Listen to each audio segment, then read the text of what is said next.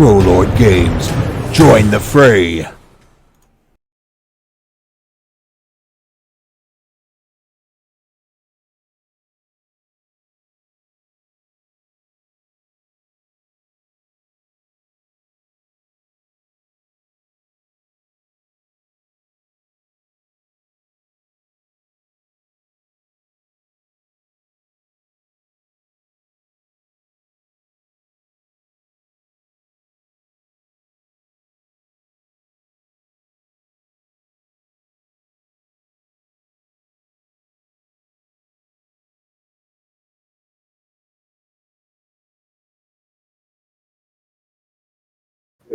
Yeah. There we go. Sorry, I forgot. Now you can hear me. God, I'm rusty as shit at this, just so you know. Yeah, good times. Can you guys hear me now? I can hear you now. Okay, good deal. Good evening, everybody.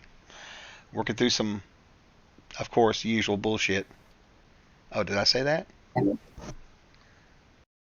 you did. I did. Old people and technology.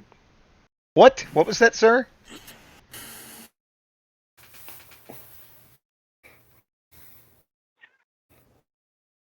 What's that extra black space underneath Scott?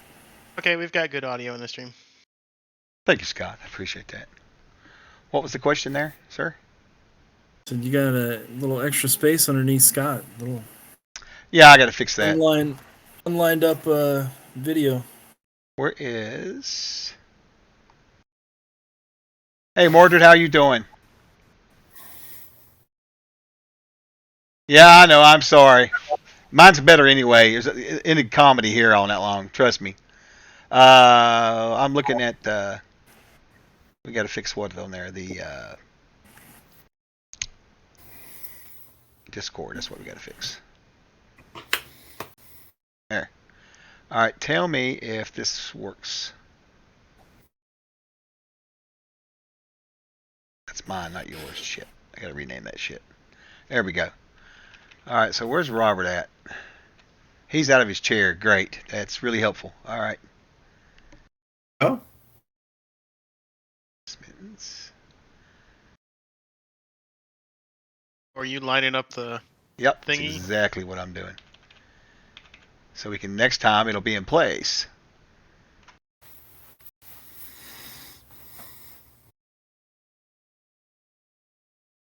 There we go. That turned out pretty good with 6 people, didn't it? What do you think? Yeah. I look all right to you, everybody? I mean, hey, Dogram. Yeah, we'll see what happens tonight with these guys. They've got to go do some activities, I think, a little bit. All right, I think that's good enough for now. I'm gonna lock that shit down. Oh, I literally just moved mine. That's great. Yeah, let me move mine up here because now mine's messed up. So what's the box underneath you for? Yeah, you'll see here in just a second if I can get this fixed. I really messed that up. Why are you doing that? God. Is it for handouts? Is it for handouts? I don't know. What is it? I mean, somebody else? Special guest? Special guest. Throwing out ideas. Spiral of death or something.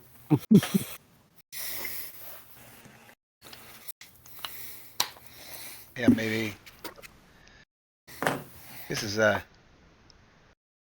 my main goal in life is to show people what to not to try to learn to do, because yeah, it sucks. There we go. Trim that up a little bit. Trim that up a little bit. That'll have to do for now. I'm gonna stop messing with it because that's OCD shit there. The problem with Discord is it decides you can have something, not Discord, but OBS. You can have a source clicked on to move around on the window, but what happens is, for whatever reason, it'll switch. It'll switch. So yeah. All right. Anyway, yeah. Finally, our Wednesday night game is going to be live. So we'll see what happens with that. Let me look at the stream a second, see how that looks. If I can find the right button to click on here. Okay, and now I need to go over here. Watch this cleverness here. I see what you're saying out there.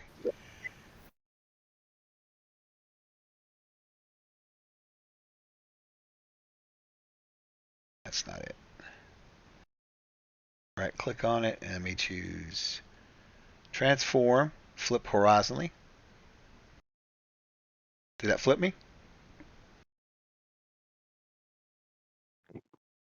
No, it did not. That's good.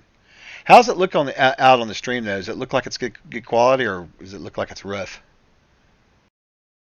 It looks fine. Yeah, looks good. I always worry about that too. Well, I've done it 3 times now with the filters, and it's not it's not switching like I wanted it to. I don't know what's going on with that either, the mirroredness of it. My shirt should be normal, but for whatever reason, it's being a jackass. So there's that. And I don't know why. All right. So, anyways, hey, Quicksaver, how are you? All right. So let me get some other stuff. Let me hop into Fantasy Grounds. Everybody's on board here. 1, 2, 3, 4, 5. And this should be gone. Let's get rid of you. And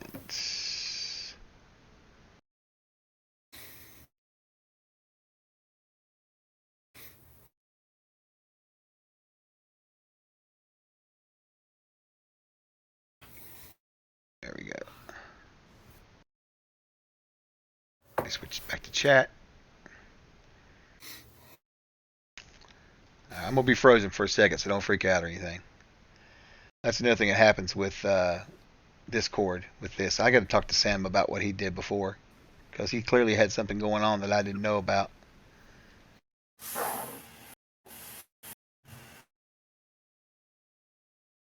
Okay, we'll put you over here.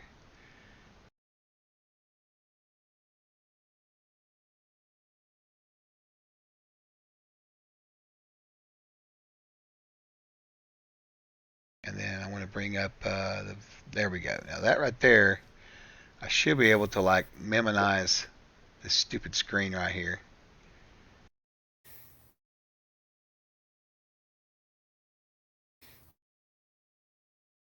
I've got 3 Twitch pop-outs. Can you believe that shit? Mm-hmm. All right. So I think on this window here, I'm just going to leave stuff windowed because that chat pop-up window has to stay up. So yeah.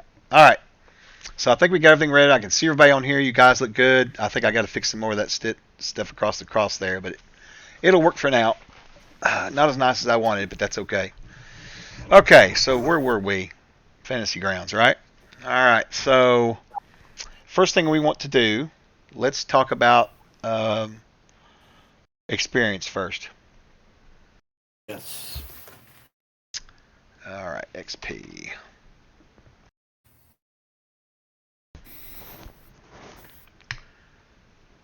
Southern Seas. Real quick before I go through everything here,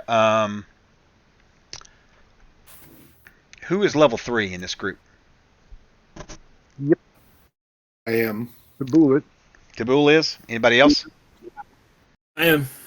So Tabul and Percy.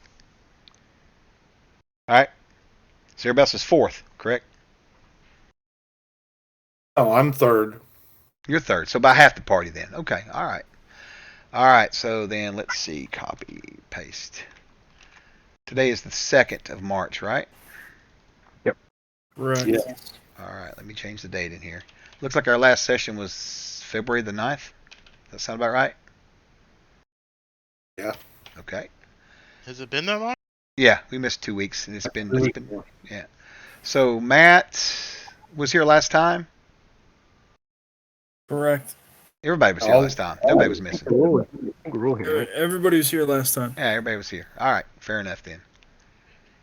50. All right, let me get my calculator out here a second. All right, so what we're doing is we're handing out experience. I usually do that at the start of every session. For you guys that are wondering what we're doing, looks like okay.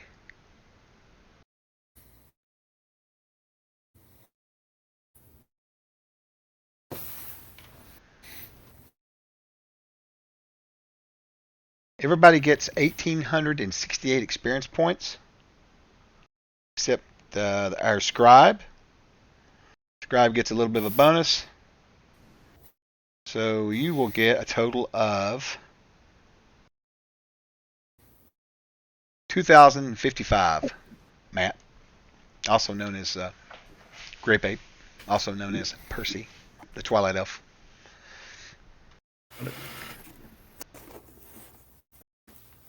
So close. So close. Yes, sir. So, quite a way, I guess. Everybody get that all right? You're right for the scribe bonus. Oh, that map right there? Aubyn's asking about the map. Is that what you're asking about? That's one of the mini maps I was trying out earlier. Let me see here if this will. Yeah, I need to fix some of this stuff anyway. So let's throw these up here. That's why I leveled up. About what? About you leveled up? Anybody else level up? I leveled up. So 2 level up. That's awesome. So you said there's a way in Fantasy Grounds we can just hit the thing and it'll level up for us, or No, what you need to do is, well, yeah, what you should do is, so where your XP is, you have to change your XP total. All right. Like I'm looking at yours, you've got 11,542 of 10,000. So what that means, you need to change your level on the right to the new goal. Okay, because it doesn't really figure it that way. But what it will do is if you go into classes, grab Illusionist over there.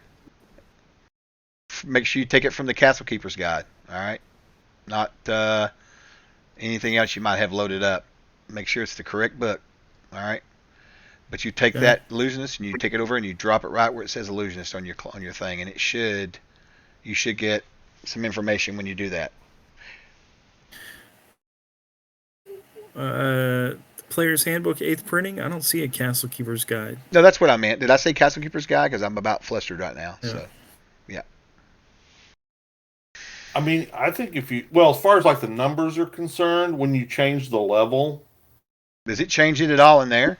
I don't think it will.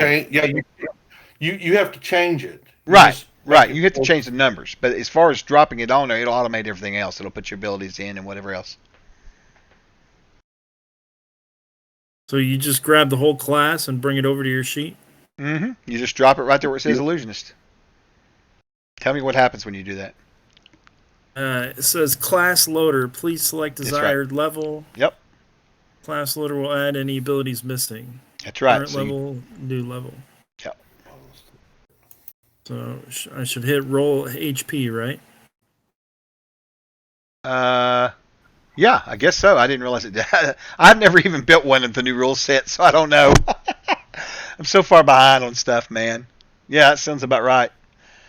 But remember, if you ever do that, it gives you 1. We're just going to manually adjust your hit points, okay? Well, it added my hit points for me. Yep, that's good because you rolled a 4. If you rolled a 1, I don't want you to have a 1. I want you to roll over. So next time if you get a 1 ever, that's what we'll do. We'll re-roll it and you'll just make the changes. No biggie.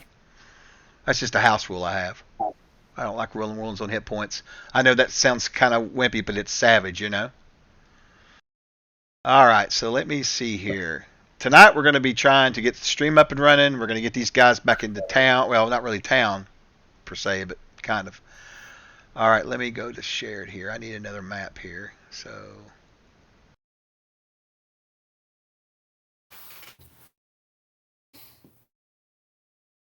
how does that come? Does that look good? Yeah. Now, interestingly enough,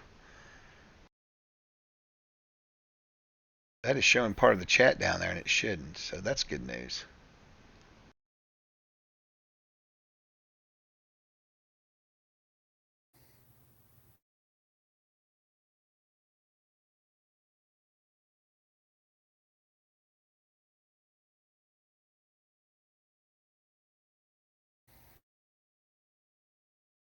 Oh, I see what's going on here. Okay. I'm just messing around with a minute, guys, to see about the windows here, because that's really interesting how it's showing.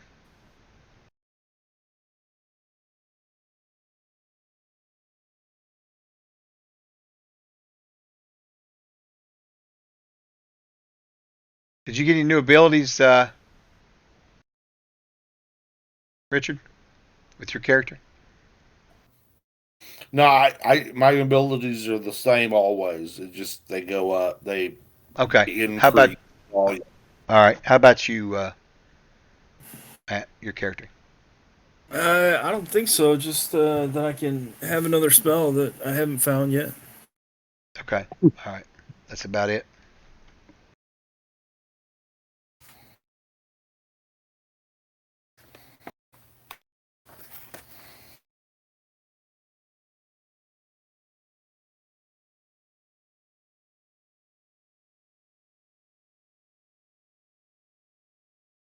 It's distracting the crap out of me.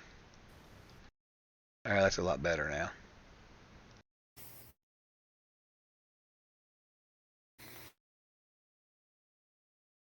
The only way you can set this stuff up is to be live, though. That's what really sucks about a lot of this stuff. You know what I mean? That's why I was on the TLG channel yesterday messing around half the day for that stream. Is because of just how stupid things can be. yeah.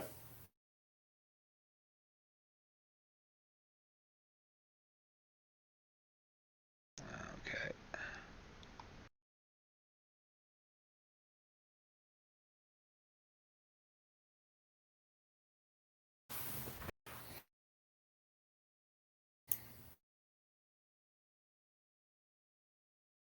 That looks pretty good. I think I'll leave it like that for now. It looks good. All right, you guys look all right. I just want to get rid of that stupid chat thing that was down there. It was driving me crazy. And I got to fix the chat on in the table too, because as you can tell, the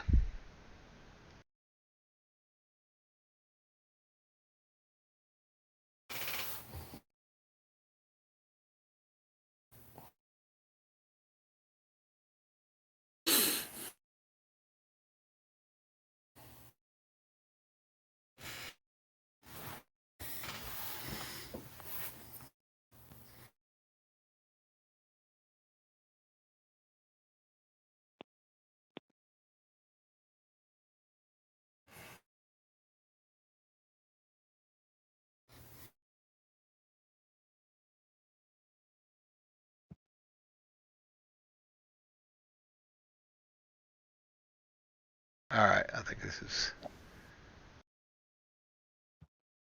Matt. Do me a favor. Let's go over what happened last time. Let's see, what did happen last time? We returned to the basement of the tower, and the group reconnected with the Magic Mouth Tim, who Lars has agreed to carry until Nit isn't a gimp anymore, upon which Nit will take possession of the Magic Mouth Tim.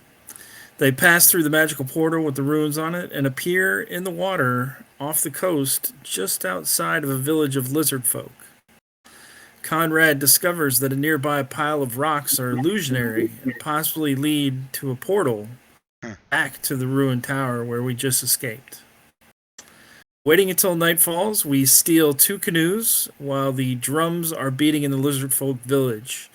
Some type of celebration is taking place where one lizard man covered with paint climbs a huge wooden effigy of a tower and stabs his blade into his stomach, slashing open his entrails and falling back to the ground.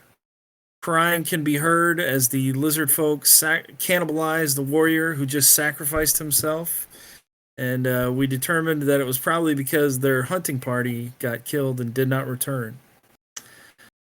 Traveling by the canoes that we stole, we took about 3 hours to reach the point along the coast closest to the inland passage to Percy's village. Finding a cave, the group enters to rest until dawn, and discovers the skeleton of a large sea snake, perhaps one of the creatures that patrols the northern waters. As they advance through the jungle, we see larger lizard men on huge Jurassic beasts with blue scales and spined backs. After another day of travel, we arrived in the Elven village. Did you have a conversation with anybody in the Elven village? I don't think we did yet. I think they just came up and said hello, and we said hello back, and that was where we left it, right? So, That sound about right? I thought there was something that was said, but I'm not 100% sure on that, honestly. That's a good question.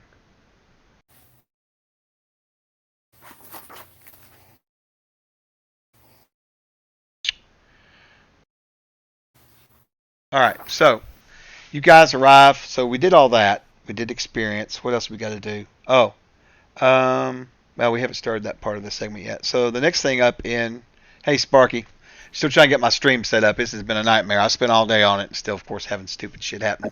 I think these guys do this on purpose. They like pray to the elder gods or something to mess with me. All right, so to give you guys that are watching a little bit of an explanation of what's going on, this campaign here takes place in Aird, right here, in Inklu-Naid.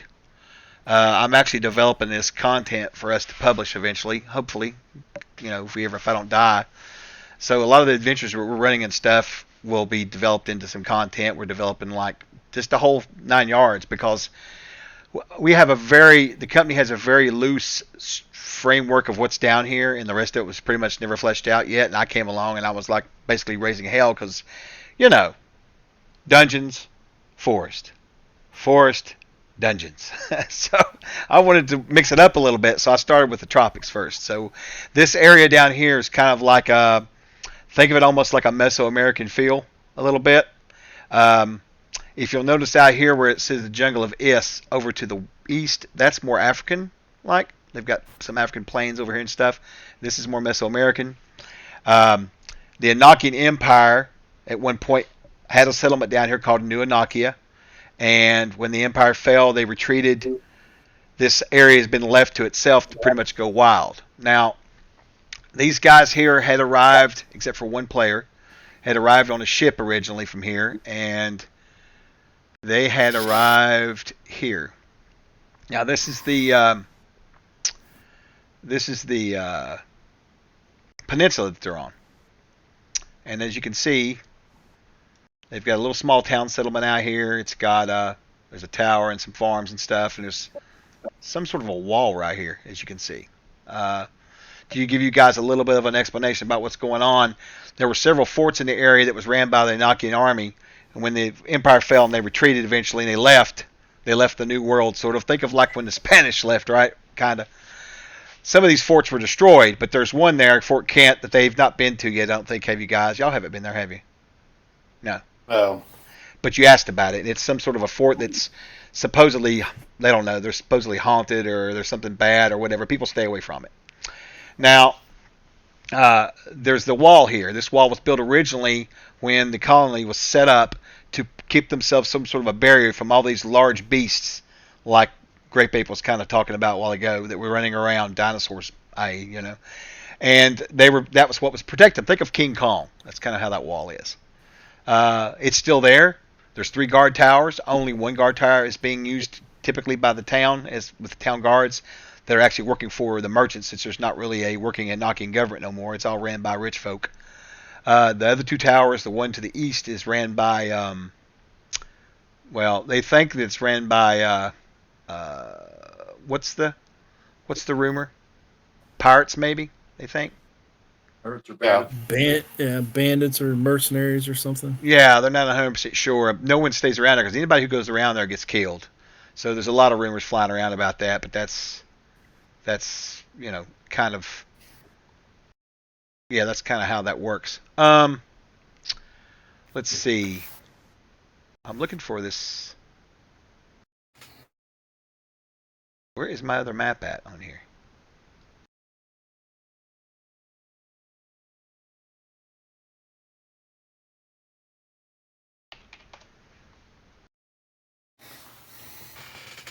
Port area. There's the port. We looked at that a while ago, right? Yeah, that's the port area of the town. There's the peninsula. Oh, here it is. Found it. So this is a little bit of a zoomed in version of it, guys. There's the town. You can see there's the wall. There's that tower I was talking about. Now, this tower here is deserted. There was a plague a few years ago that came through and wiped a bunch of people out, so they contained it to that tower, and it was marked off limits, and now nobody goes there. Bad juju, right? And then, of course, as you can see, this kind of goes on down into here, into the jungle. So Anyway, these guys, I won't go into the previous adventures at this point, but needless to say, they went out heading for the jungle. They went and explored this tower right here, Civid Tower. And in the jungles right here, this is considered part of the area, of course. It's still civilized. There's patrols and stuff. You're not going to get mauled too bad with wild animals or anything until you go past the wall.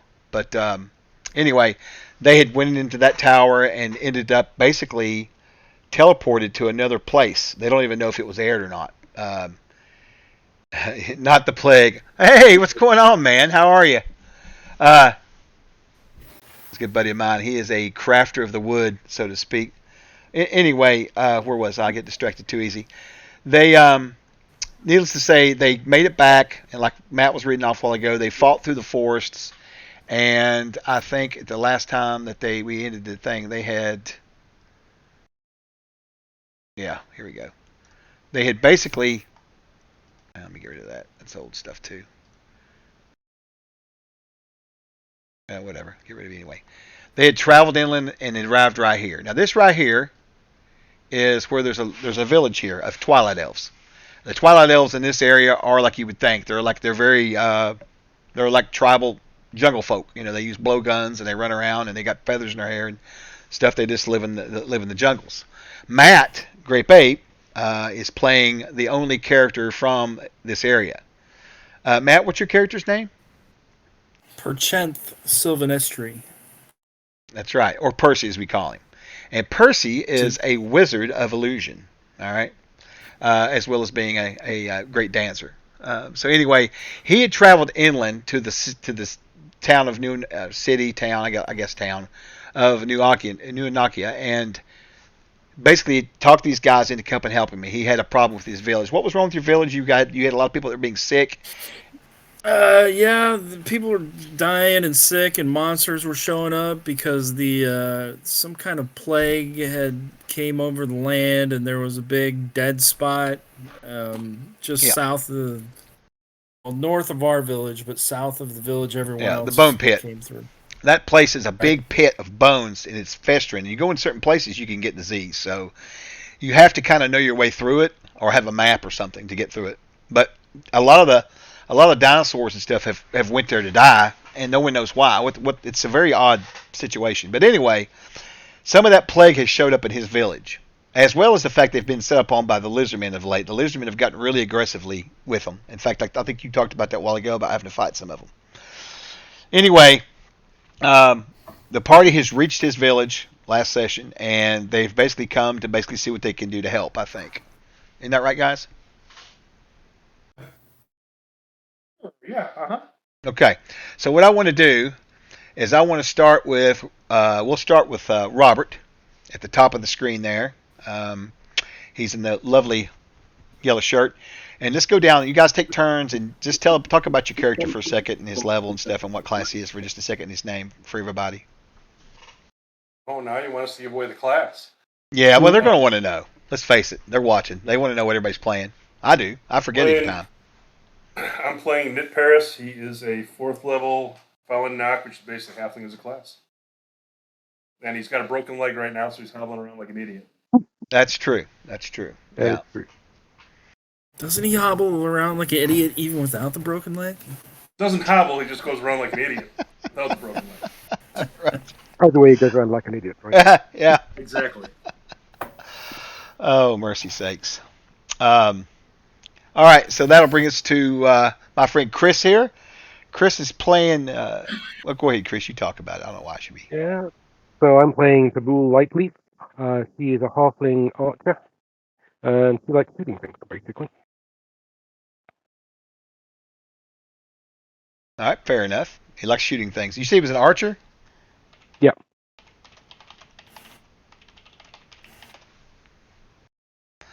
All right, I just sent a message to work there. I never get safe. All right, next up would be my dear friend, and everyone knows, the Warper of Spells, weaponization of game mechanics. That would be Grape Ape. What's going on, everybody? My name is Matt. I am playing Perchenth Starnestry, who is a Twilight Elf. Very mysterious kind of character. Hides in his cloak often. but that's because sometimes he has to hide his elven heritage, or he will get ostracized for it. I am playing an illusionist, and yeah, an illusionist that can't find any spells. Yeah. What? Is that like a slight at me? What? Here's something I'm funny. just saying, like, I got empty spell slots, but I got no spells. All right, fair enough. Fair enough. Be a better searcher. Yeah, there we go. All right, so next up was going to be my friend Robert here, also known as Mr. Clayton. Go ahead and give us a rundown on your fella. Okay. My guy is Lars Larson. He's a human. Mhm. He is from Aethrum and came here to explore, to adventure, to try to find gold and magic. He is a arcane thief, and like I said, he's looking to find magic. Looking to find magic. That's all about it. Whether he gets it from whoever he can steal it from, right? Right. Last but not least was our farm boy from Kansas, Conrad. Oh, I'm sorry, I'm talking to chat. That's fine. That's good. Anyway, I'm Scott, and I'm playing Conrad, a level 4 fighter who also specializes in the bow. That's right. And yep, I'm here for the money, everybody. Yeah, we've got a. Oh, thanks for the sub. The alerts are working. I forgot we have them turned off on the normal channel. Can you guys hear that out there? That's awesome. Steve has them cut off all the time, and I've not been able to figure out how to teach him how to turn them on. So they'll work when I stream. So I forgot about those. Those are kind of cool, actually. Anyway, thanks for the sub, quick save. I appreciate that. All right. Anyway, so Conrad's a fighter. He's just looking for money and whatever he can find along the way. There's rumors he looks to be wed eventually, but that's just rumors in the wind. We don't know if that's true or not. Maybe someday. You're looking my way. Yeah, some way. I am. I'm looking over that way at you. And if I tend to look this way, guys, it's because the pop-up's over here, and I've got it set to where it doesn't freeze now, but I have to leave it alone. But it's where the camera images are. I don't actually have anything I can see except over here, so I have to keep looking. So forgive me on that. All right, so that's the cast for right now. So we're going to start off with you guys. You guys have arrived in the village. What was the name of the village, Matt? Do you have it down, actually? I do not. I'd look at an earlier one and see if it was in the earlier ones. Call it Mud Patch. Yeah, see if... What'd you say? Call it a mud patch? I don't think we can. I think me and you were supposed to come up with a name for it last week or 2 weeks ago, but we never did. Hey, it's a home of a bunch of dirty elves. Sounds good to me. Yes, man. That sounds kind of rude, though. Don't you think? What do you want it to be called? Let's look at my notes, and I'll tell you what it is.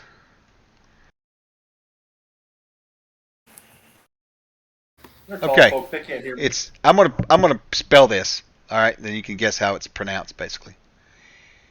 TEKUU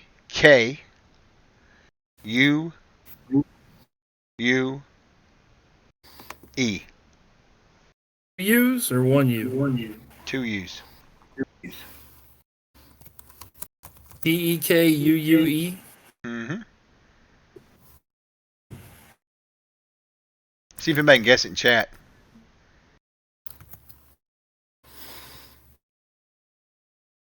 That's a tough one. Q. Thirsty Bard's close. He's very close.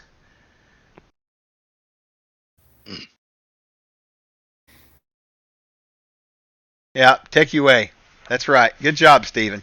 TEKUA. That's how it's pronounced. It's spelled like that, but that's how it's pronounced. TEKUA. All right, so you guys have arrived in the village of TEKUA, and as soon as you do, the first thing you see is you walk through the walls. You're led in by the guards because obviously Percy's with you, and he's Twilight Elf, and he's got the right type of paint on, and he just looks like one of them, and they know him. He's not really He's just a regular in the village. He's not an elder. He's not a leader. He's nothing like that. He's just a warrior. But they have a ritual when you become a man in the village, and when it became time for him to go through the rite of passage, he chose to serve when needed, which is instead of going out and hunting or doing something immediately, he has reserved his time to grow up and become stronger with his abilities as far as like learning magic and being able to use weapons and such. And then when the time came, they called upon him and they sent him by himself with a map to get through the bone pit to arrive at New Anakia, and that's what he's pulled off. So to be honest with you, he's quite the hero at this point as he shows up. The village is really surprised. They actually didn't think he was going to make it. They figured he was dead. You know, they're not going to. The guy just walked off and he's dead. It's another one gone. You know, that kind of thing. But sure enough, he shows back up, and the whole village is just absolutely amazed by it. So they immediately come up. They're patting him on the back. You guys are just kind of standing there. It's almost like they don't even see you at first, and you're just kind of like Percy. And then, of course, Percy's eating this up. You know, you almost wonder if maybe he's forgotten you for just a second, you know. And he turns around and he's like, oh, there's my friends. And he kind of brings you guys over, and he introduces you to the guards and to the people who've come running up. And a stalwart-looking warrior comes up who looks a little older. He's probably in his mid-30s. He has several scars on his chest. He's not wearing anything covering it at this point right here. He comes walking up with a spear, and he's got like, looks like something's clawed his chest. Oh God, years ago. It's just scar tissue now, the scars. And he's got a very stern look on his face. And he comes walking over to the crowd, and he just takes his spear and he just kind of claps it down on the hard ground, and it makes sort of a light clacking noise, and everybody just kind of hushes up. And he looks over at Percy and says, "You have returned to Tekiwa alive. Some thought you would not, since you were not made of the warrior cut." I have, my elder. I have brought these adventurers to assist in discovering what blight has gone across our land. They have proven their bravery along the path. Tell me of their tale. Give me something before we have them beheaded. I relay the entire adventure so far. Well, he's just looking for one part. Found of. But that's fine. Well, I mean, I got tell enough. Briefing anyway, so I tell him about the towers and all that stuff. All right. Well, he as you talk, he gets this real stern look. Still stays pretty stern, but he kind of tilts his head a little bit at some of the stuff you say. It sounds as if you have been through a lot. Much, my chief. There will be a feast tonight in your honor for returning. I suppose we will allow them to attend. Be ready. Except for the little one. Put him at the child table. He kind of looks down at the knit. You have a child with you? He's annoying like a child, but is sometimes fierce in battle when he's not hiding.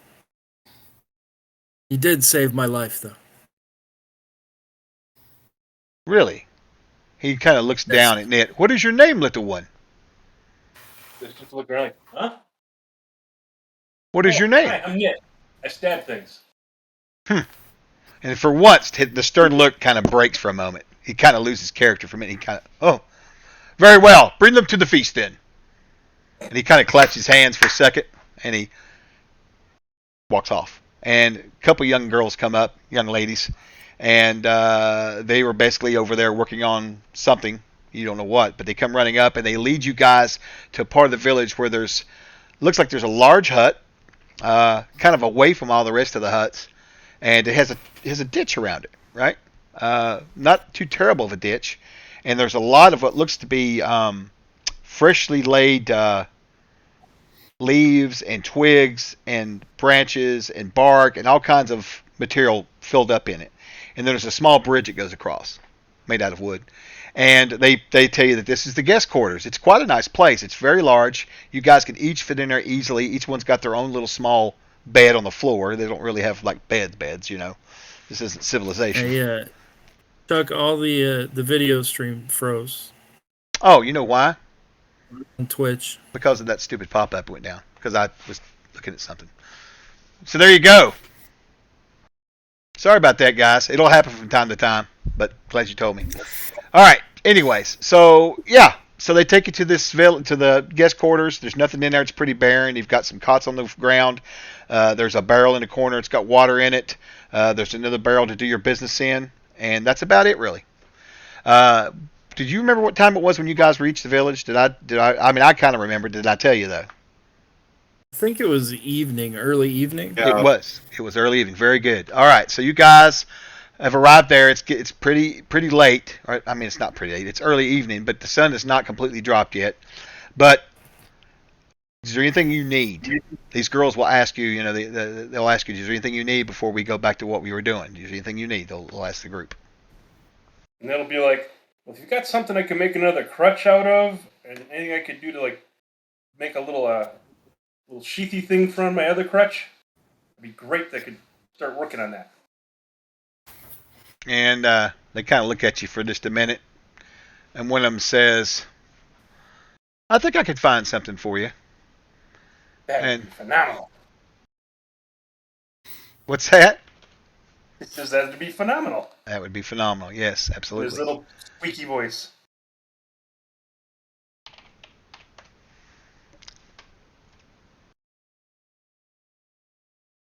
Essentially, he wants to create another crutch and also like a little holder for his crossbow on his crutch, so it's right there for him to pick up and shoot.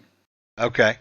Now, you guys have any questions or anything before we move forward to the feast that's going to happen? Anything you want to do before then, Matt? Oh, let me address Percy for a second. Percy, of course, you don't stay with him. Percy tells you he'll be back. So Percy, they take you to your hut, which when you go up to the hut, it's locked. It looks like it was when you left it. You can't. It looks like they've taken care of it. And when you go inside the hut,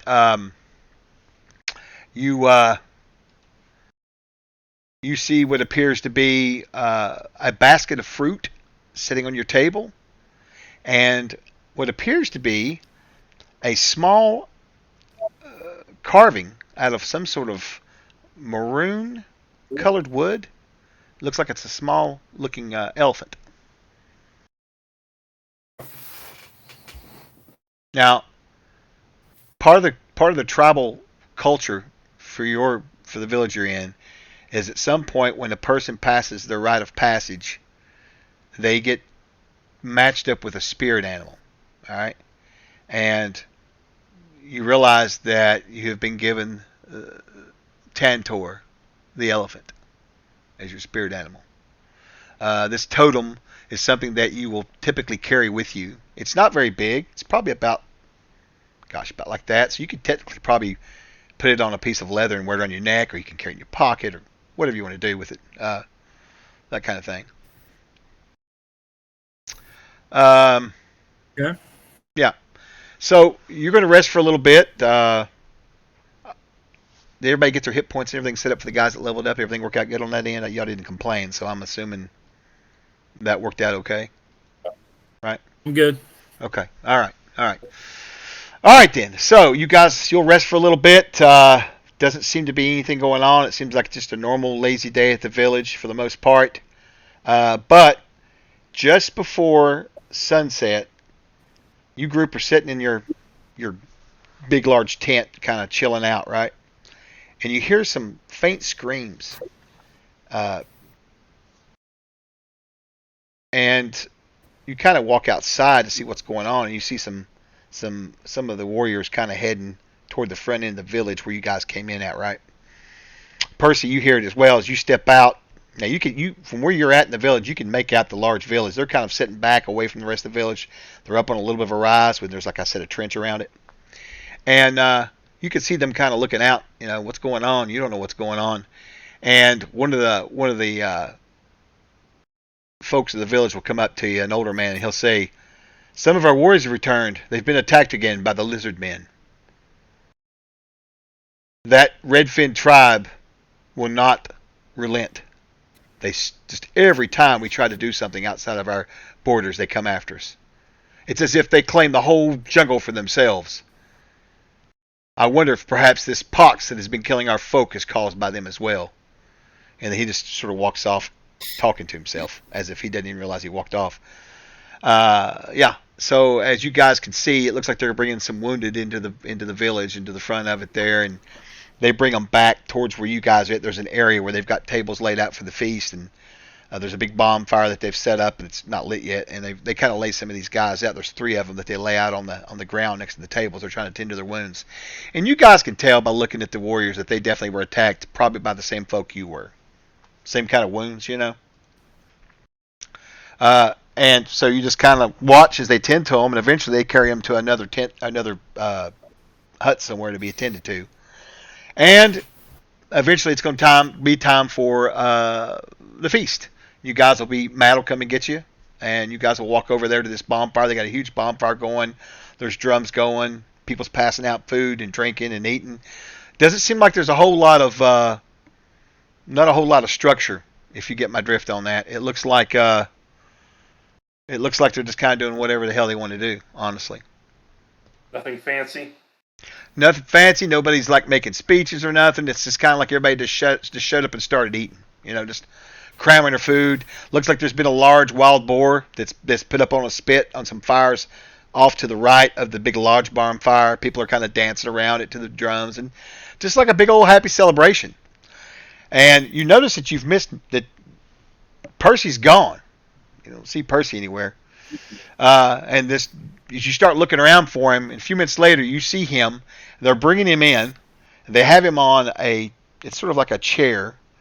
But this chair is actually on poles, and they're carrying him like you would like a king or something, right? He's got like a bunch of flowers and a lei around his neck. He's got a big, looks like a wooden-looking cup. He's just swilling some kind of drink, and he's got a big grin on his face. And they're just carrying him in. And they set him down in front of everybody, you know.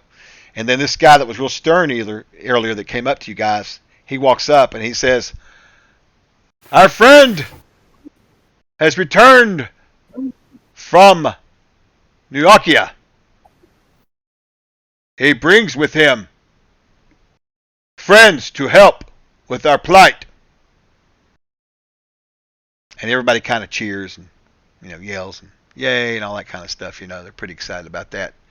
And he looks over and he says, "Purchit, please tell everyone what animal has picked you." I have been selected by the great beast of the jungle, the largest among the mammals. Stride carries thunder throughout the world, shaking the ground. Antor, the elephant. And there'll be a bunch of shouting and going on and everything, and some of the kids are like, "Roo! Roo!" making like elephant noises and stuff. It's kind of crazy. Now, you other 5 or 4 are kind of standing there going, "What? Okay, cool, whatever. This is interesting." I mean, as long as you've been running around with him, he's seemed pretty civilized, but these guys are acting downright, you know, living in the jungle kind of thing, you know, just kind of tribal. But that's all good. It's whatever, you know. I don't think any of you have ever even seen an elephant before. You've heard of them on this continent, but you've never seen one. Perhaps you guys didn't go through the bone pit, did you? That's right. You guys teleported and yeah, that's right. So there would be some bones there, but I don't think that really matters at this point. All right, so the feast will go on, and finally this older man will come out, an old, ancient-looking fellow, and he comes kind of limping up, and he sits down next to Percy, and Percy, he puts his hand on your knee, you know, and he kind of pets it for a minute, and he says, "Child, you returned and brought help, as you promised the day you left our village. I want to thank you for this, for you have perhaps saved us all. While you have been gone, we have garnered some insight. There was a visitor here only a few weeks ago. Another elf, not one of us, but an outsider. She said she was from a land far to the north, across the ocean. She came looking for something. She said it was an artifact of power. And she said that it could most likely help us, maybe. And believe it or not, she didn't look like a warrior. But after staying a few days with us, she left and journeyed up toward the Great Spine into the mountains. By herself, I offered to send a couple of warriors with her. But she said she had foreseen that she would receive the help she needed. At the time, I thought nothing about it, but now that I see you come with this group of folks here, I realize that perhaps this is what she spoke of, that the gods had sent them to us to help us with this. Perhaps you can journey and find her. She was seeking the Lost Valley. Now, the Lost Valley is a place that's rumored to be in the Great Spine. And you're probably going... City of Gold. Well, maybe. There's definitely rumored in this great mountain right here, the Great Spine, somewhere in there has been many, many rumors for hundreds of years of a valley that's filled with, ruins of gold. One time there was supposed to be a city of gold, just like Matt mentioned, supposedly made out of solid gold there somewhere. The Anakians had hunted for it when they were here years and years ago, hundreds of years ago, to no success. But anyway, this girl seems to be looking for this valley because she's looking for some sort of artifact. For whatever reason she's looking for it, she has told the village that perhaps if she finds it, she could bring it back and help them. Well, could be. Now, there are dinosaurs along the coast. Not so much in the thick jungle. I mean, they'll go in the thick jungle perhaps, but if you see her on the map here where it looks sparse for trees, that's definitely good areas for dinosaurs. But there could be some in this Lost Valley as well, obviously. At one time, supposedly, back before the Anakians came and took over this place, and it was just, the old ancient tribes of Inklu-Naid, supposedly the Inklus, which was the more advanced civilization, had originated from this valley and had cities and were actually over top of the Naids. And then when the Anakians came, all tribal races were basically brought down to their knees and treated as, below them, obviously. Oh,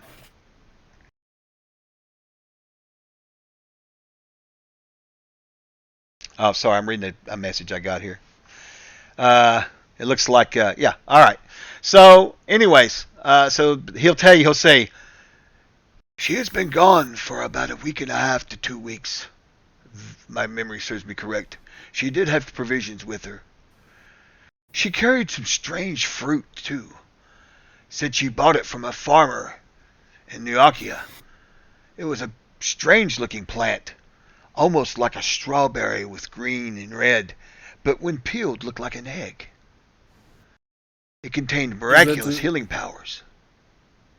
I've seen this fruit, grandfather. We've had some. Oh, have you? Supposedly, she said, there is more to be found in the valley. If you find some, bring it back to us. For I wish, and it's when he takes his hand and puts it on your knee again, I wish to send you there. You and your friends. And he kind of turns and looks at the whole group. Would you be up for helping us? I know you traveled all this way thinking perhaps you could solve the problem here, but we will require you to go just a few steps further, up into the mountains, to the Great Spine. And he just kind of waits to see what you guys say. I would be happy to help.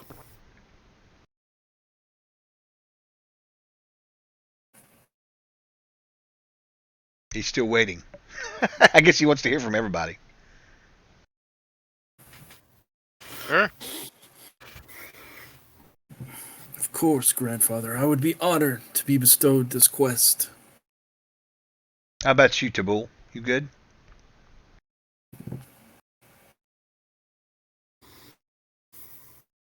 Tabul muted? He might be muted. I don't know. We can't hear you, Tabul. Perhaps he's cussing us. I believe in the heart of the cards and my axe. That's a good one. Off he goes. How's that? Yeah. I can hear you. Can't see you. Yeah. Okay. So yes, the bull is happy. Oh, was the camera messing up your ability to talk? No, I don't know what happens. Occasionally it drops out. It's good. Oh, that's weird. Yeah, it looked like the camera messed up for a second, but that's fine. Whatever. All right, so good, fair enough. So the night will end with a massive feast, and now not just Percy's honor, but in your honor. You guys will be given your choice of food and beverage. Um, little children will come up, and they will give you all little necklaces made out of, you know, not beads, actual teeth, actually. Um, you'll notice when they do this that actually everybody around here, except for Percy, he didn't have them when you met him, but he's wearing a necklace now made of what appears to be teeth, not human teeth, not elven teeth. No, it appears to be some sort of animal because there's different ones. There's long in size and small ones, and when you kind of look at that, they'll tell you that they collect these teeth from the little lizards around here that they kill to use for part of their food, and they actually create a sort of a food that they mash up and eat that helps them to heal and other sorts of things. It's sort of an herbal kind of thing. Anyway, so yeah, that's why they're wearing this. Huh? But I asked the old guy, grandfather, did the other elf say what her name was? And he looks at you for just a second, and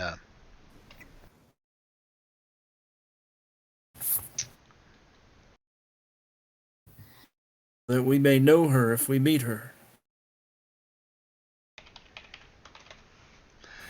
and he looks at you. Just out of curiosity, did it freeze again? I'm just curious. Asking for a friend.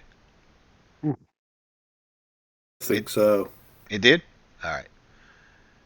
It's fine. We're learning here. Looks like I might have to have every window windowed mode for this to work. All right, that's fine though. All right. So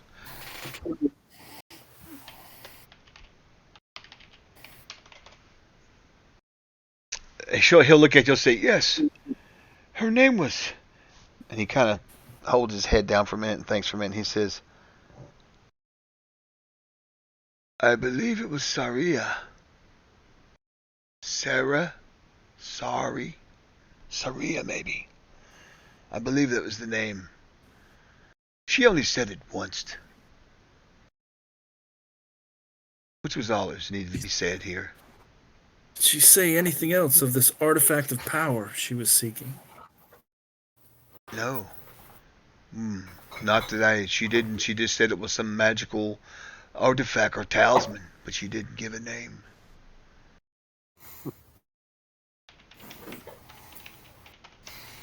I will find out what I can and bring salvation to our village. Looks like the stream froze again, Chuck. No, it shouldn't be frozen now. You guys are Maybe moving. I froze. Now you got me all paranoid and shit. I just saw the chat. Oh, that's him talking about he made a comment about me saying y'all were frozen, basically. That's what that is. Let me do this. Well, I will feast and drink and enjoy the libations of the village and then go to sleep.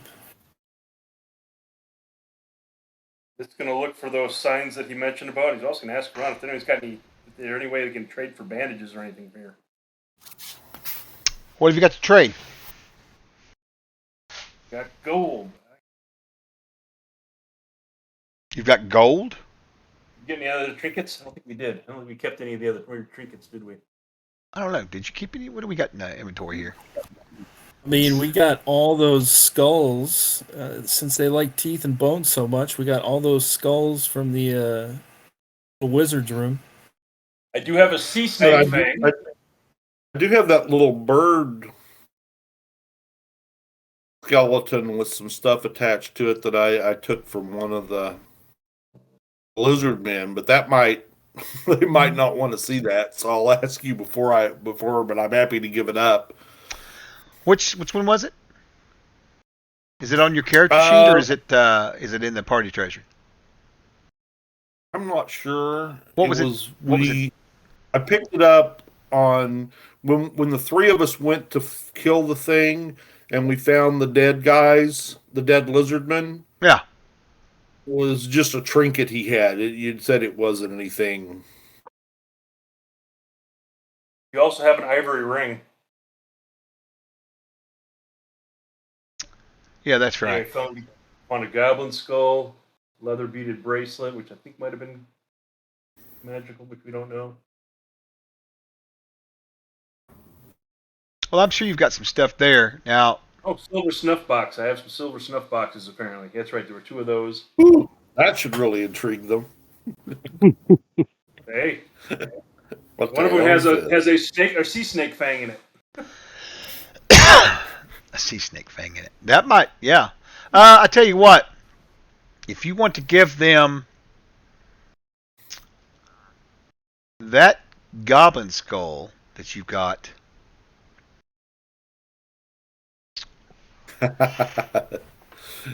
they really like the looks of that a lot. Well, hmm Yeah, they like the looks of it a lot. So let me see something here real quick. 'Cause I could probably look this up quicker on the fantasy grounds, but I've been in face-to-face mode for the past few days, so it's kind of how it. Do we still have the decorated parasol, too? I don't know. Is it still in the list?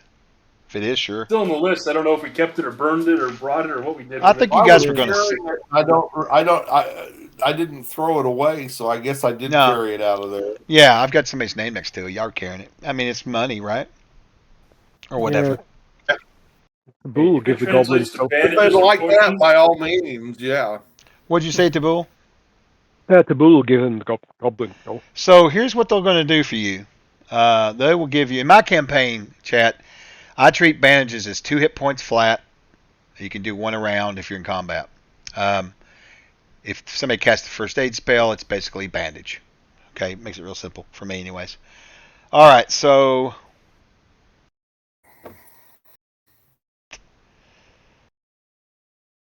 how many bandages has the party got total? I think 0. We were out a long Yeah. time ago. Yeah, I think we. What are you trying to say? you got to remember, Nick basically looks like a zombie or a Yeah, I Yeah, think we mummy. wrapped him in bandages, right? I Nick don't has have probably any. 10 sets of bandages wrapped around his whole body, Fair enough. and they're all bloody and dirty and hobbling around on crutches. Got his leg all splinted up with those whatever binding rings we found. All right, so they will give you enough. They can give you bandages, actually. Is there anything else you guys interested looking for? No spells, no bandages. Some food to support us. How you guys doing on rations, by the way? We didn't use a lot, did you? I mean, you used your normal, but I mean, it was nothing. Yeah, I think it was like a couple days worth. Yeah, I was gonna I say ate a bunch of snake meat, so that was pretty good. That's Torches right, you we did. don't have. I know I don't have any torches left. I'm out of oil. And no torches left. And if they have any like bolts for crossbows, if I could trade for those. 'Cause I know I've gone through probably half of mine. Yeah, they don't use Yeah, crossbows, but they use javelins and arrows. Yeah, arrows would be useful. All right, so here's the deal. You guys give up this goblin skull dipped in copper. They're going to give you. I'm probably going to kick my ass here in a minute for doing this, but they're going to give you 2 dozen arrows. All right. They're going to give you 10 torches and 30 bandages. Okay, so 6 bandages each. Does that sound like a fair deal? Look, Matt's talking shit about me in the chat. Thanks, Matt. I remember that. I don't know. It sounds like they're getting a good end of the deal here. You think so? Nope. Oh, you Got think? any oil? Oh, they gave you torches. They're soaked, and you just light them. They work.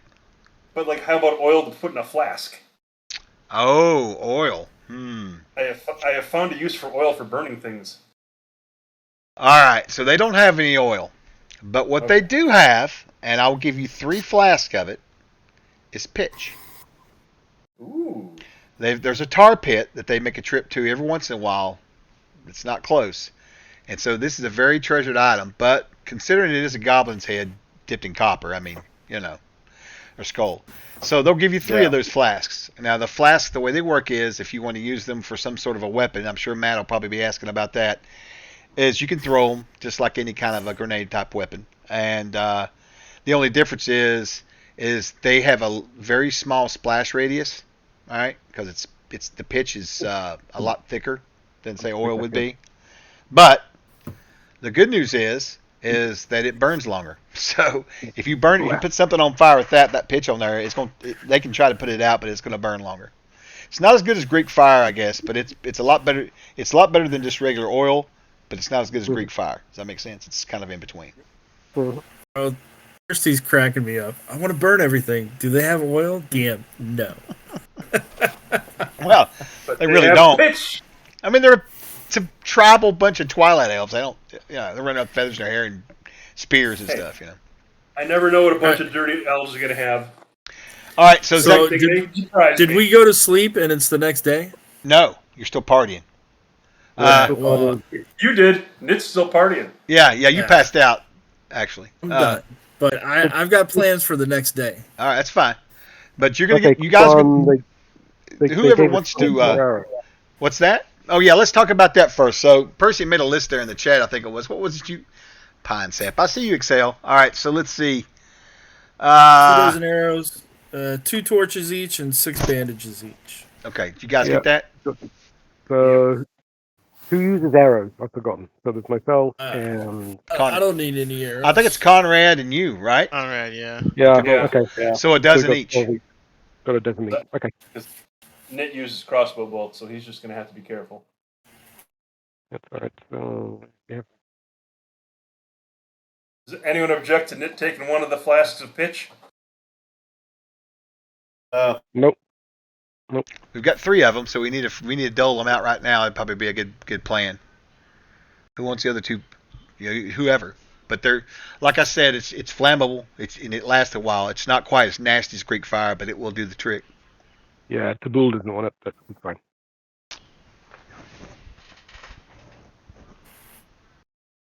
Bull, you do want one or don't? He doesn't want one. It's fine. I guess I'll take one since I'm usually in the back.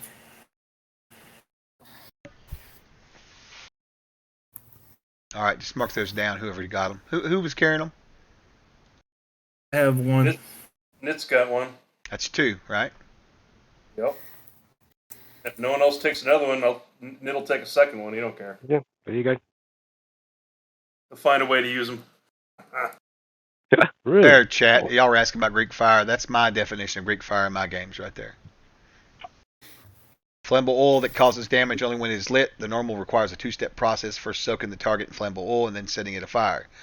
Thus, using Greek fire often requires 2 successful actions.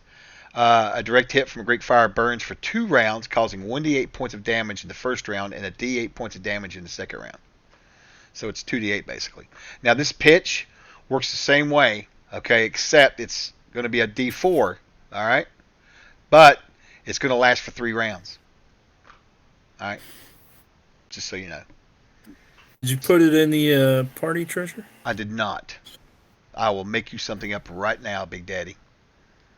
I was like, how am I supposed to grab it? Well, yeah. We have someone with a lamp.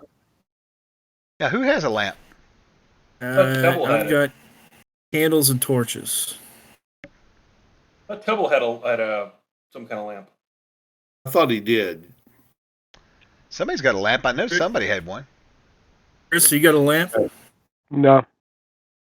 I'm pretty sure. Yeah, was it Rannis? Maybe it was. No, I did a lantern. I took one. I'm quite sure I took one. Oh, you do have one. I do have 1 flask of oil left.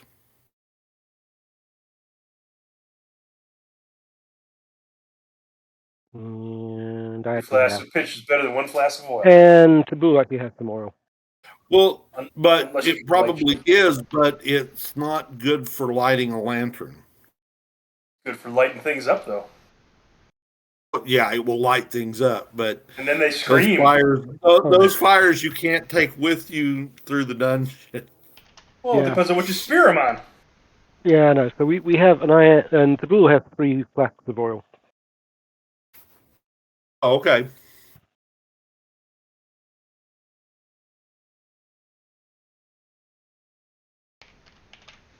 If you feed the burning body feet first to Tim, can he hold it for a while? And then it'd be light. Light their head on fire.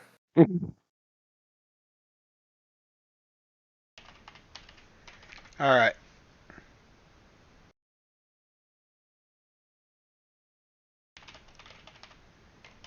Okay, there we go. Look at that. Bam. Pitch. All right, I'm going to drop this into the party treasure, right?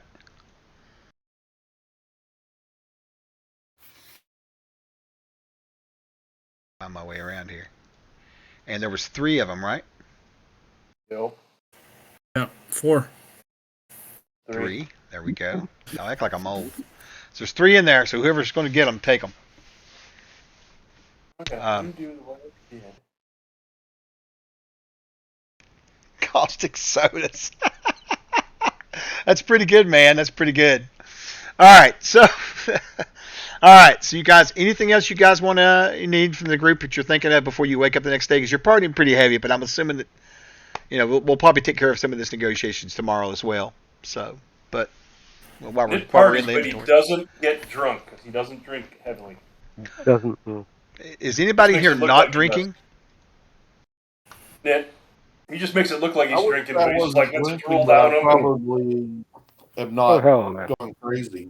Okay, so what you're saying is basically is Tabul, are you going to drink any? Oh yeah, Taboo's I figured so. So Tabul's drinking, Percy's drinking, Net's pretending to drink for God only knows what reason. Lars is having a casual drink. How about you, Conrad? Just enough. Just enough. So you're kind of like Lars. You're just kind of chilling and enjoying your drink. And the other ones just enough to get tipsy. Yeah. Now, Percy. I'm still not convinced this isn't a tribe of Unklar worshippers. Well, that's fair. They could be. You got to check them out real careful. They could be hiding horns or anything. They could be disguised Ungren. You don't know. The goat people. All right. So you guys party through the night. Knit, do you drink any at all? Nope. Okay. I'll drink water and that's it. All right. Well, the rest of it, I'll let it go dribble down me so it smells like I've had liquor. Okay. So Lars and Conrad, when you wake up the next day, you have a little bit of a hangover, just a little bit, because the stuff you guys were drinking was really, really strong.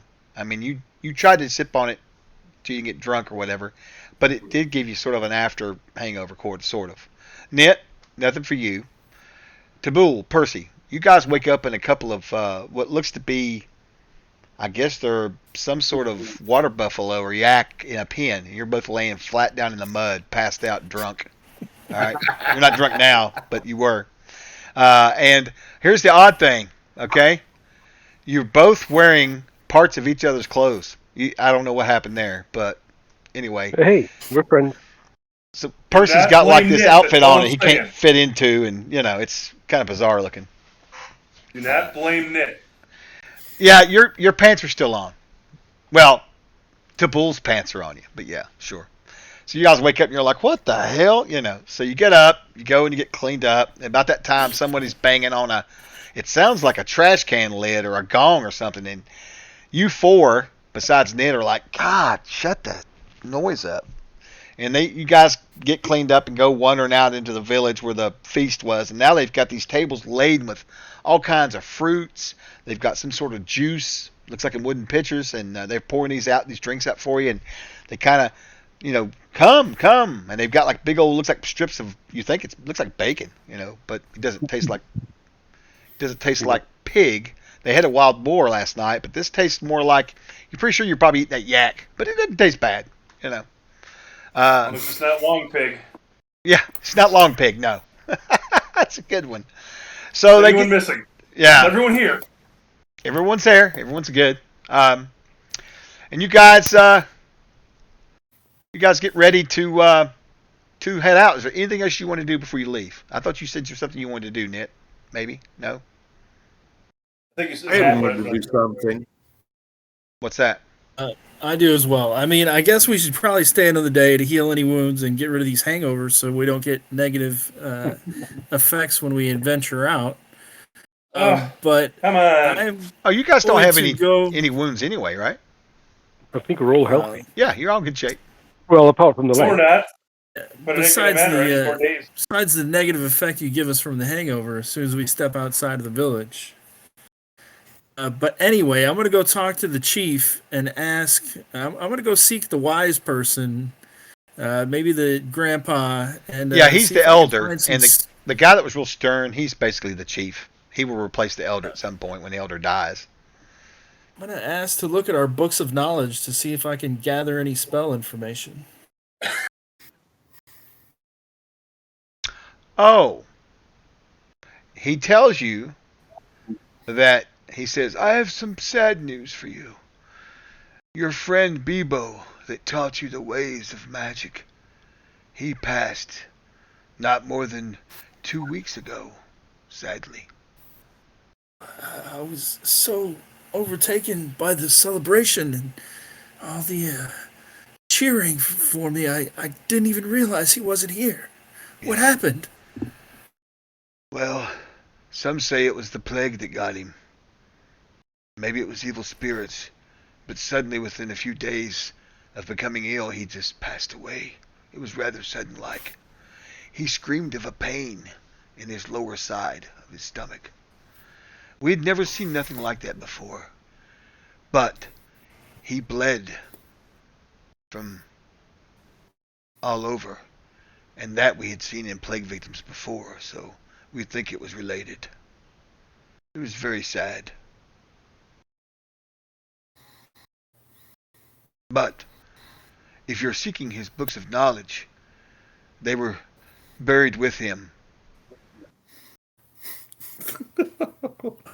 I don't want to defile his grave, grandfather. Of course not. But they're with him. And he kind of lowers his head. The strangest thing was, he had us bury him outside the village. It cost us 2 warriors to have him buried what he wanted, but he got what he wanted, and now he's passed on to the other side. And how far away from the village was he buried? Was there any significance to this location? Yes, the Lake of Tears. It is a small, small, small lake. One would call it even maybe a pond. But the problem is the Great One lives there. He killed 2 of our warriors after we had buried Bebo, before they fled and made it back to the village. Do I know anything about the Lake of Tears or the Great One? You know that the Great One is some sort of a large beast that lives in this, what used to be, at one time was a large lake, but has basically over time has shrunk down to almost just a small pool of water. Shrubbery's grown up around it. There's a few ruins around there. No one really knows what was there. It's been forgotten. And every so often, people will encounter it. Now, there is rumors that the lizard men, some of the red-finned lizard men that live in these areas, pay tribute to him. Ooh. Do we know what kind of beast it is? I mean, since we do have some eyewitness accounts, is it a dinosaur? Is it a bear? Is it a... It's a large giant? crocodile.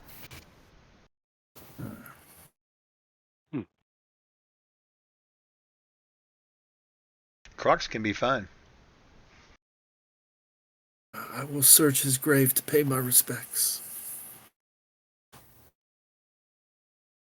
You do not want to go there. It is dangerous to go there. I must to seek the knowledge I need to complete this quest to the spine, Wait. grandfather. You're going to defile his grave after all? Oh, I'm going to pay my respects as he is my teacher. So you hope that See his if his spirit will speak to you? See if his spirit will give me I guidance. understand. Many blessings, my child. And he pats you on the knee again, even though you're standing. Many blessings. And he Yeah, said the he looks lion- up at you. Go ahead.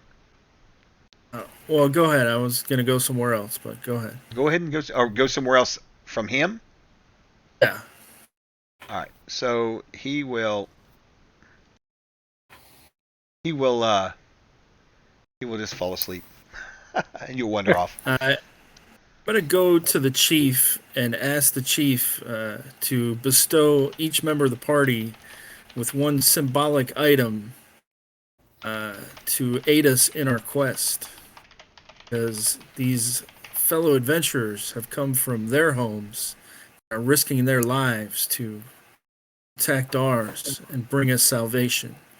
Surely they each deserve some token of our appreciation.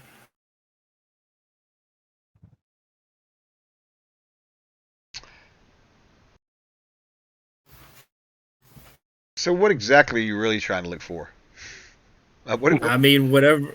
I don't know what we got here. Like special weapons, dig in the ancient archives underneath the tree roots and see what kind of stuff we got hiding under there.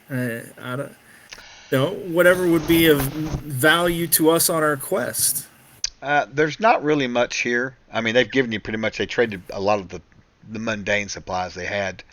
They don't really. Your village is very.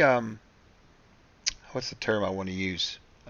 Perhaps I don't use poor. They don't understand wealth. They understand some wealth. Like trading for food or trading for torches, but for them to keep gems or books or any of that kind of stuff, this not so much. I'm looking for more like items to aid us, and perhaps with their jungle knowledge, they could give us certain snake venoms or some kind of plant poisons to coat our weapons with. Chuck, why are you laughing? Have you seen No, I'm looking at the chat. Apocalypto? No, it's not that. It's Tomcat. He made me laugh. I should not watch Chat's chat. Those guys are cracking me up. All right. So I'm talking about Apocalypto here. They got poisons that they create from jungle plants. Yes. Unfortunately, your village is a pacifist amount of Twilight elves, and they no, hear me out. There's a reason for this, because there is not another tribe of Twilight elves close by. You guys, over the past probably 100 years or so, these lizard men have moved in and basically surrounded. And you guys have, I guess, the tribe has slowly adopted a non-aggression kind of attitude about it. They got their little borders. As long as they stay within them, the lizard men don't seem to bother them too much. They've never really had to fight much, so they don't really have a lot of that here, unfortunately. Now, I'm sure there's probably other tribes throughout the whole jungle area that's probably going to have something, but these got not so much. Now, I will tell you this. There is a tree growing in the center of the village, all right? Supposedly, it was a sprout from, you remember the great wraith tree to the northwest that I told you about? Kinda. Here, I'll show you on the map right here.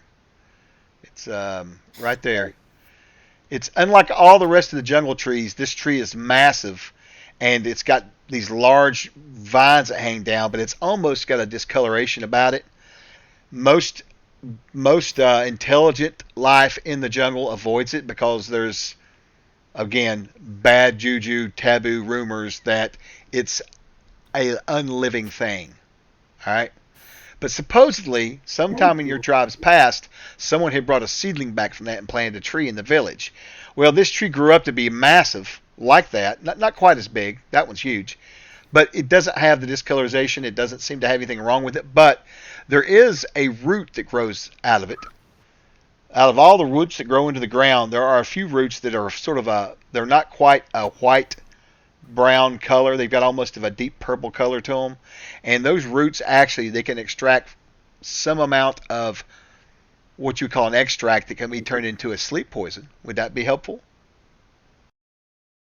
We have an alchemist, right? Isn't somebody an alchemist? Yes, I am an alchemist. That would be helpful, great Richard, chief. And perhaps if you gave us some ponchos with the camouflage leaves we use to avoid the violence of the other tribes, since we are a peace-loving group, I'm sure our camouflage abilities are superior to none.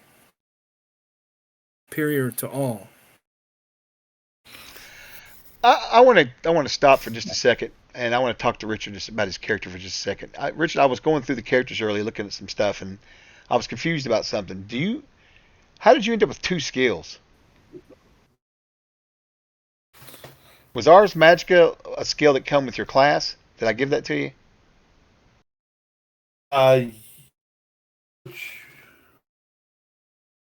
Abilities.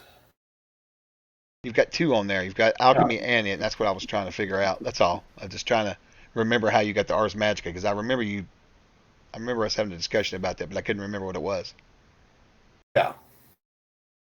Is that about right? Okay. All right. Anyway, so they could give you some of this root material and A couple of camouflage ponchos. camouflage ponchos.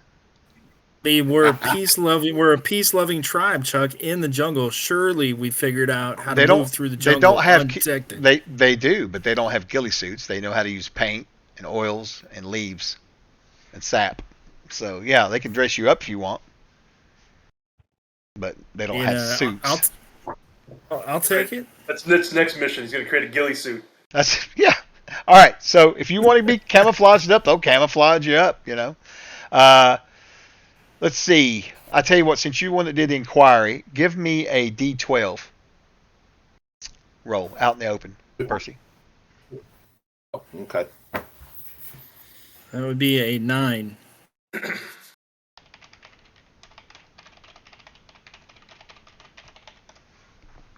9. Okay. All right. So I need for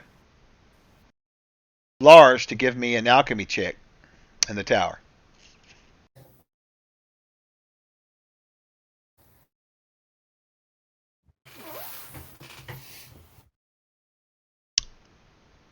Okay, Lars. So out of your attempts to fool around with those roots, you are able to extract 4 doses of sleep toxin.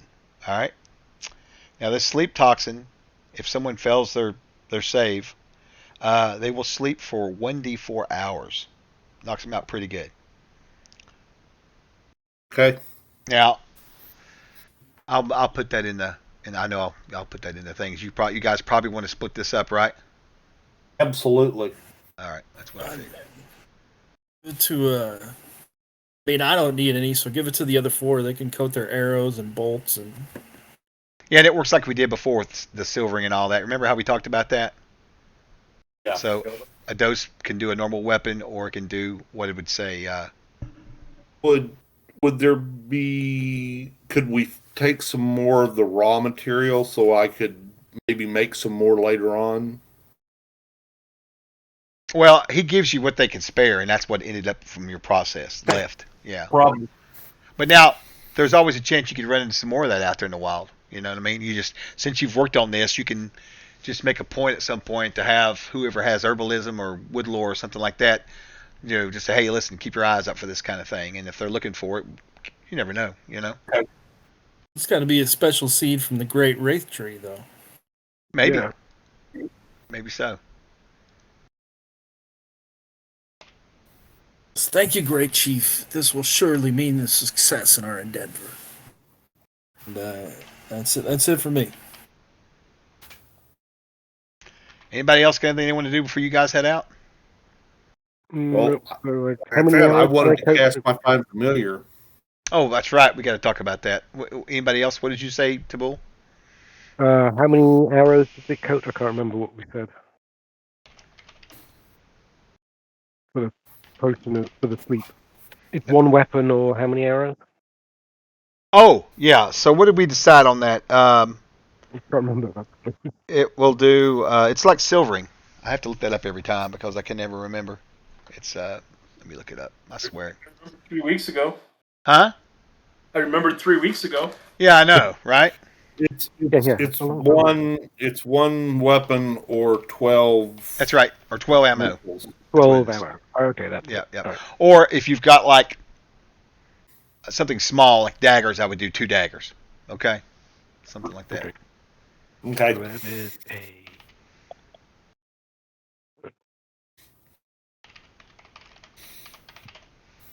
Wasn't it able to acquire any of that alcohol or any rumors? He was able to get you got yourself a small pony keg of that alcohol, if you want to carry it with you. There were not really many rumors. Actually, the popular rumor was that Percy was going to die because he was weak and would not return. I don't Hey, Nit, deny that he wouldn't have made it without me. I spread that around a little bit quietly.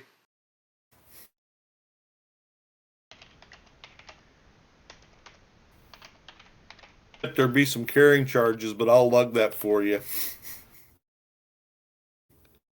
You're already lugging my my mouth. He's not that heavy. I say, I have a beast of burden. Percy has a little elephant. I have a big elephant.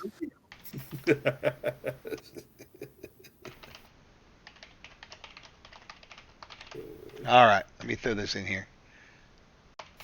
I work so hard, guys, for Troll Lords. I never have time to prep my games. I just do it while we're playing half the time. But it all works out. All right, so I'm going to drop this in the party sheet. And there is going to be 4 of them, right? Is that what I said? Right, 4? Yep. Is that the chakra root taxon? Yeah, if I can find the damn thing. It disappeared on me. I got it right here. There's still a pitch in the inventory too, by the way. There's 1 pitch left. Conrad, do you want any of this sleeping stuff or For your arrows? I guess I could put it on the arrows, yeah. Yeah, so Taboo's going to take one, and then... Oh, there we go. Try and grab that pitch again. Apparently I didn't grab it right.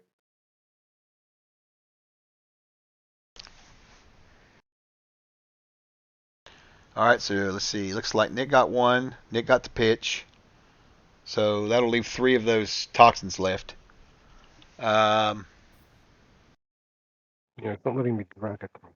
Are you You grabbing got to it? really be careful because I think I'm grabbing it and dragging it. Doesn't always come. You got to make sure you see the shadow of that little coin. Yeah, with that your, little pin hand. or coin Right. or shield or whatever. There you go. You kind of got to hold it and wait, right? Yeah. Is it that chakra root toxin? Yep, That's chakra right, root toxin. Yeah. That's it exactly. Mm-hmm. That's Yeah, the secret wraith stuff. tree is actually called a chakra tree. So I just put that in there. You actually don't know that. But, I mean, yeah, you actually technically don't know that, but yeah. I heard it from a villager, one of the females who was flirting with me.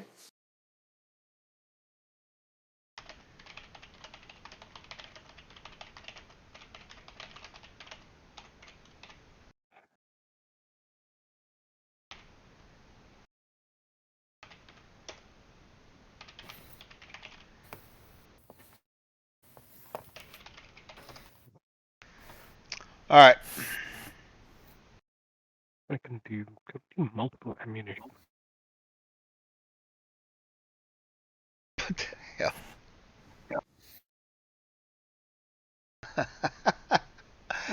I'm getting some shade from work. Sorry. All right. So, did we get all that taken handed out? Is there any left? What's left? There is 1 toxin left. Anybody who wants it? If not, I'm gonna put it on Lars to carry around with him. Okay. Did Nit, Lars, Tabul, and Conrad taking one, right? Well, there's one in the party treasure that Lars is carrying now. Whether he wants to put it on his person, he can take it now if he wants. I don't know if you use missile weapons. Don't you use missile weapons, Lars? I thought you did.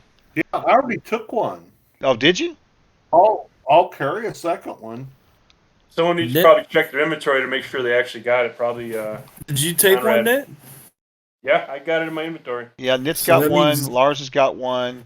Tabul's Gotta be got Tabul. one, and Conrad's got one. Okay. So somebody's not gonna have one. Well, no, I don't know what it did. I pulled over what was supposed to be that, and it gave me the books from the ghost. Okay, I got you. Let me do it for Oh, you. got the wrong Have one. I don't know. No worries. Let me find it here. Are we staying an extra day in the village or not? I mean, I guess if we don't need to, then no. Most of them asking just for Lars's identifiability. Oh, yeah. I know we still got that beaded bracelet or whatever that you got to identify. Yeah, we have an arcane thief though, so identify is a innate skill. Innate skill. Innate. Correct. But he's got to remember to identify stuff. Now, that's really strange. He drugged that books over, he thought, right? Yeah. It's not in your inventory. What the? It's showing on my screen in the inventory. In yours? I don't see it in your inventory anywhere. Yeah. Oh, that's because I'm looking Under at Conrad. Bill. That's why. Conrad's not Lars. So there you go. All right, I'll fix it. Hey, look at that. Okay, thank you. Yeah. Yeah, the identify Chuck, ability do works the same as with a magic user. It just has to have an intelligence roll. You had a question, Matt? They have about another 10 shurikens I can get, or 5 to 10 shurikens. Oh, you know what? You do use those.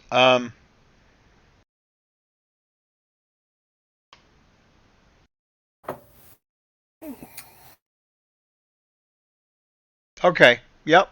They will give you. They're going to give those to you, Matt, because you're like sort of like helping the village out. All right. So.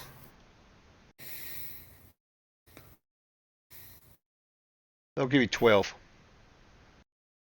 Nice.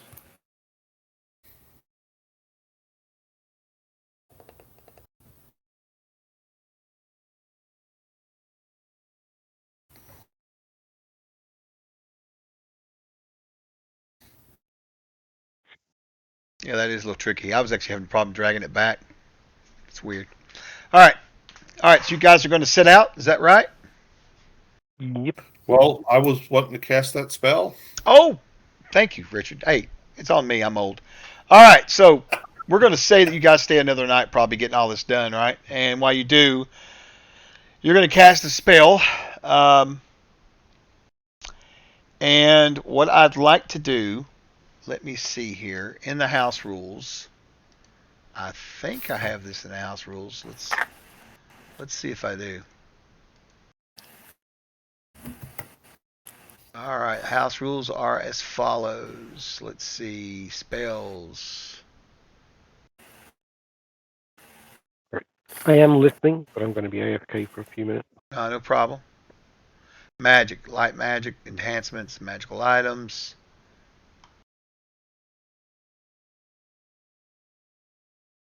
Oh, you know what? Haha, you know what's not in here, guys? Because that's when I used to have to house rule 5e. It's already part of CNC. That's funny. All right, anyway. Just saying. All right. Find familiar. Find familiar. It's actually summon familiar. Oh, there you go. That probably helps a little bit too. Yeah. Is it summon? Familiar. All right, we want to get this We from. used to call it a find familiar. I just always do that. Do you? Yeah. Yeah. One E. It's in That's your all right. blood. Summon familiar. Right there it is, guys. So, it says that. Wow, this is an interesting spell here. Summon familiar. All right. So basically, we know how this works from playing. Basically, you're going to summon one.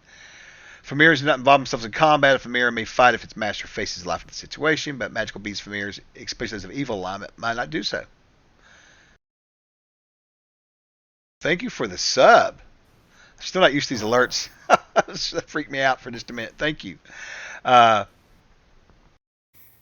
Who was that did that? Oh, it was George, Ultra Magnus. Thank you so much, sir. All right. So according to this, it says, Richard, that if the familiar dies or the master chooses to dismiss it, the master loses a level in that class that allowed the spell to be cast and permanently loses the number of hit points the familiar granted the master. So if the creature gives you an additional 5 hit points, you lose those permanently off of your normal hit point score. You understand? Mm-hmm. So yeah, it's just like in 1 and 2e. Find familiar is a great spell, but don't be sending your battle cat out or whatever. I mean, you can, but it's not a really good deal. Yeah. No. So, with that being said, let me scroll down here and look at the I thought there was a chart in here. Oh, there is. Here we go. So we've got cat, hawk, owl, raven, toad, weasel, CK choice. That's my favorite. And magical beast. Now, we could do this. I know you guys are gonna think I'm crazy for doing this, but it's kind of what I do. Okay. So Okay. let's look at Find Familiar for a second. And I used to have this memorized, but it's been too long ago. But because here's the thing about familiars. Okay, I'm like anybody. If you're going to get one, it's great if you get a frog or something, but it'd be really cool if you get something a little cool, So I kind of try to keep that in the back of my mind sometimes when I'm looking at this stuff. And there is a magical beast chart in this game as well in the CNC version. Oh, is there in here? Yeah. Is it in the player's handbook or is it At least in the player's handbook there is. It's on because that page goes on, has 2 pages, has a full second page of notes on the Holy spell. shit! Yeah, this is like huge. Here I was going to show it to the chat. Look at this. There's the magical subtable. So it looks like it's a magical demon devil. Oh, you know what? Okay. Well, I don't think we probably need to. I don't think I've ever handmade cast. I probably have. I just probably used first edition or my own chart. I've used so much different stuff over the years, but I like this. So let's do this then. I'm probably not going to use this exact chart because I don't want you to know what's going on. So let's do this. Let's do this. I want you to give me a percentile roll. You want to do it out in the open? I will tell you this much. The higher the number, the better. Okay? Okay, I'll do it out in the open. Yeah, it looks like chat's wanting you to get a hummingbird. Or a newt. Give me this map. I don't want him to get a newt. I just feel like you're going to give him Holy something shit! Oh, sorry. He rolled a shady 90. as hell. He rolled a 95, man. I cannot deny the man. He rolled a 95. I mean, So funny. now let me go over here and get my shady calculator out. That Matt's going to accuse me of doing something. Wow. That's a hell of a roll. That is a hell of a roll, man. I mean, you can't beat that. Oh my God. Okay. Let me ask you a question. Just before I tell you what shows up or we do this, what would you have liked to have had? I mean, I would probably have preferred a fairy or familiar or dragon. But I'm good. So you're just good with whatever then, huh? Yeah, don't answer that, I am. Richard, because he's only going to give you like one better than what you wanted. This guy, man. You see how they're always busting my stones? All the time, these guys. All right. Let me have a look here. You're busting our kneecaps. I mean, come on. Fair. Roll me another percentile, would you please? Okay. God, I love percentiles. That brings you back, don't it, right? Oh, it does. 62. All right.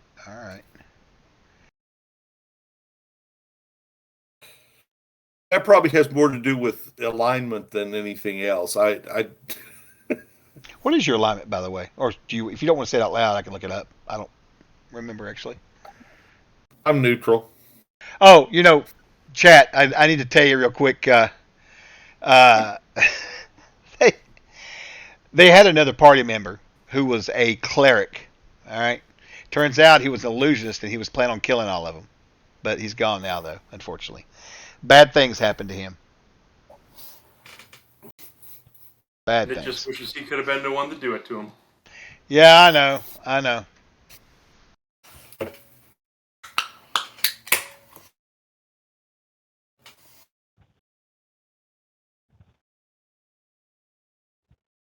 Okay. So you cast your spell. I'm not sure what it says in here about summon familiar. Does it say how long it takes? Because it's going to take. I typically make it. It takes a while before it shows up. It just doesn't magically appear.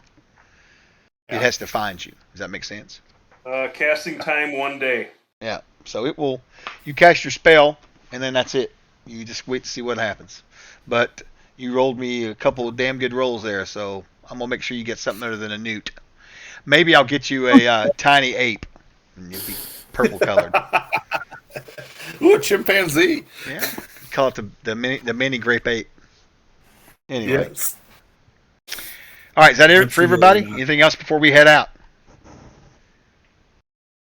So before we go any farther, XL, you had a good question. So typically we'll be running this stream from 7:30 Eastern, 6:30 Central, till about 11. We'll stop about 30 minutes before, and we'll have a little session with chat, and we'll talk about what happened during the game, and we'll also talk about the mechanics of CNC for people that don't know, and just kind of give an overview of what happened. You know, sometimes we may cut a little bit early or whatever, but it gives us a little bit of breathing room, and we don't have to rush or whatever. So that's kind of the plan. DM Samuel used to run this group, and they did that, and we really liked it, so we just kind of pushed it back a little bit to kind of help with people's times of getting home and people trying to eat and that kind of stuff. I think I'm the only. No, Bake's Eastern too. I think me and Bake's the only two that are Eastern, I think, in this group. Yeah. Me. Yeah. Anyway. All right. So you guys are going to rest that night. You get up the next morning. You start to head out, and you start heading. There's a path that you're going to take that kind of goes around, sort of. Did you decide if you're going? I need to back up here. Are we going to the Lake of Tears? I would like to. Is it on the way? Where is it on the map? It's okay. It's not okay. So Can you push that map out, Chuck? I sure The can. Fantasy Grounds. yeah, there you go. Is that good? Did you get it? Hold on. Well, I had Yeah, to they- log out. they got- Yeah, and remember, anytime you need to, you can in Fantasy Grounds you can bring up your character sheet and just double click on your token, which is the second portrait on the right. And it'll bring up whatever map your token's on. But then again, you guys are on a map, so never mind. We are we are on a map. but Well, it's that an old map, yeah. In fact, I need to. We're by the portal, so Yeah, just forget about that. I need to get rid of that map. I ain't cleaned that up yet. Let me just. What is that? What's that map called? Does it say at the top? It probably doesn't. Unidentified. Yeah, I got it. I know exactly what it is. Okay, but sorry. Yeah, it's this one right here. Came from. Oh, question for you. You guys are still carrying the mouth around through it, right?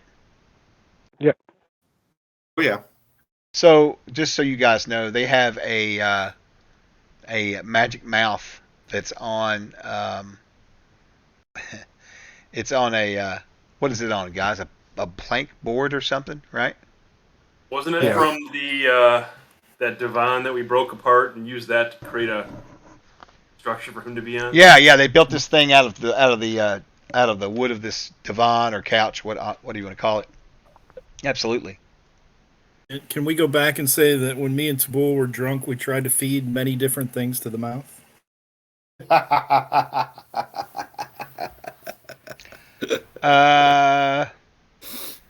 Sure.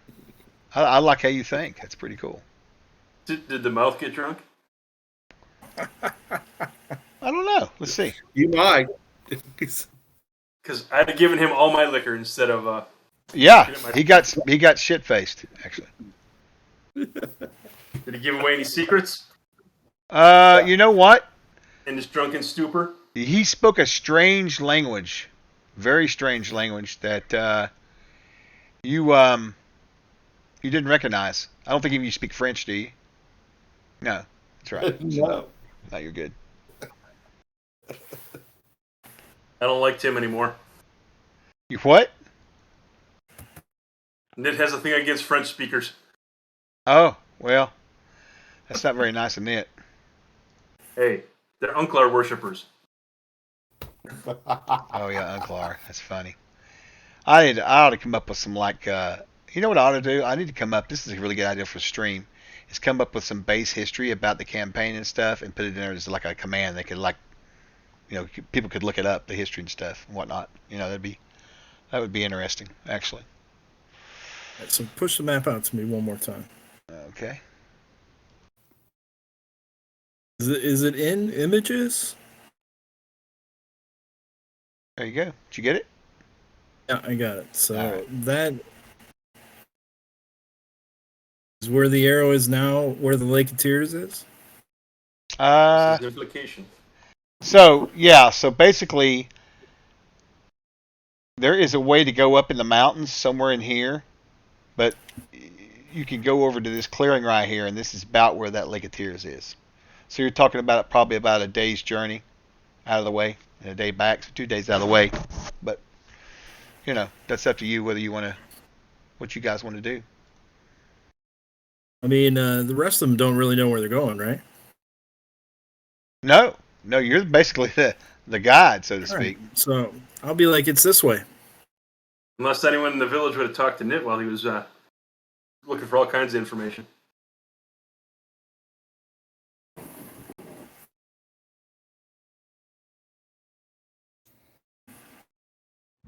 I don't care. I'll crutch along wherever we go.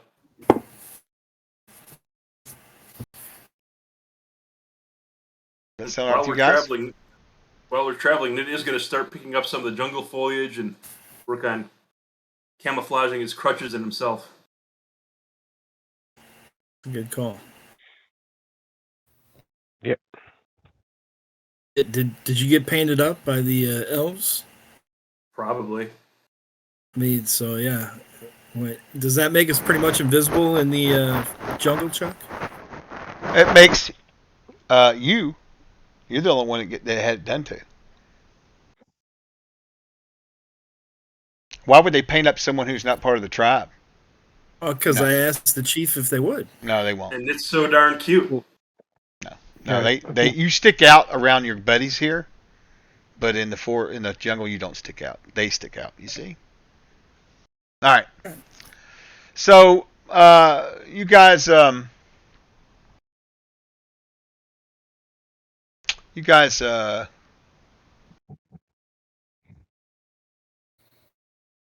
me a 20-sided roll, please, in the tower.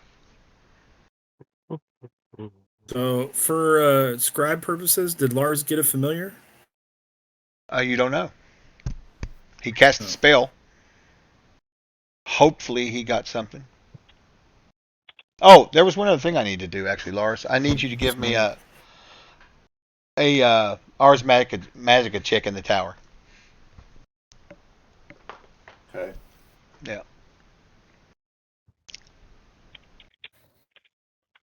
Beck's got a 16. Crisp has got a 10. Amazad's got a 19.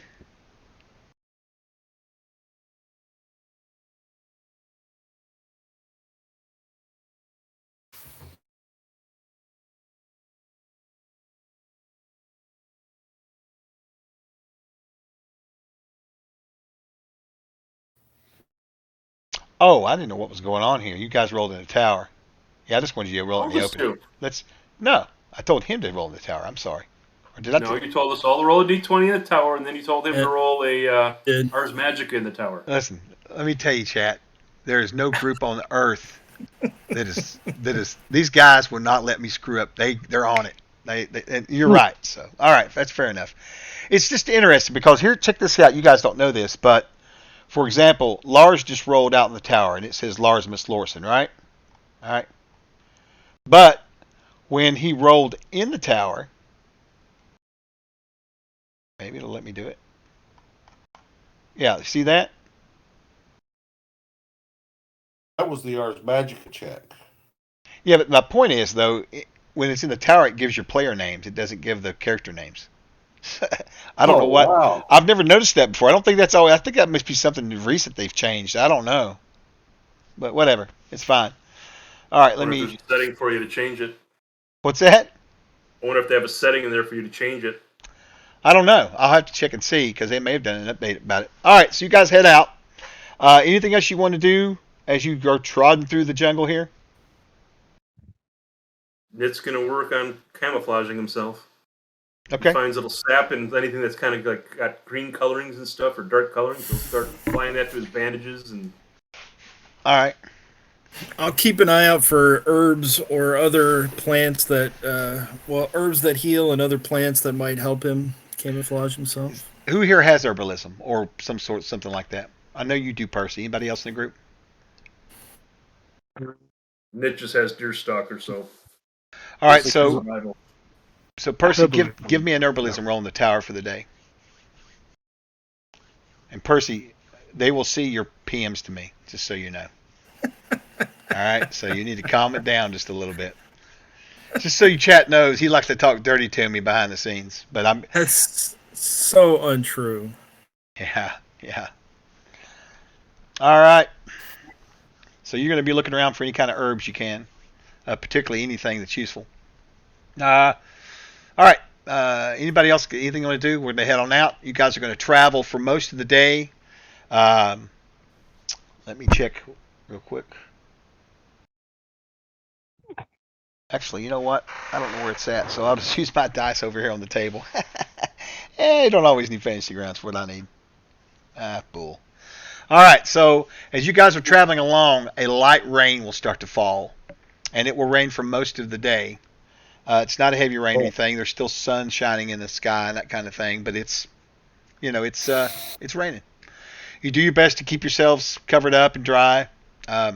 That evening, as you guys kind of swing near the mountain, the spine, you come upon some hills that are rocky, and there are several caves nearby that are just look like basic, looks like almost like indentions in the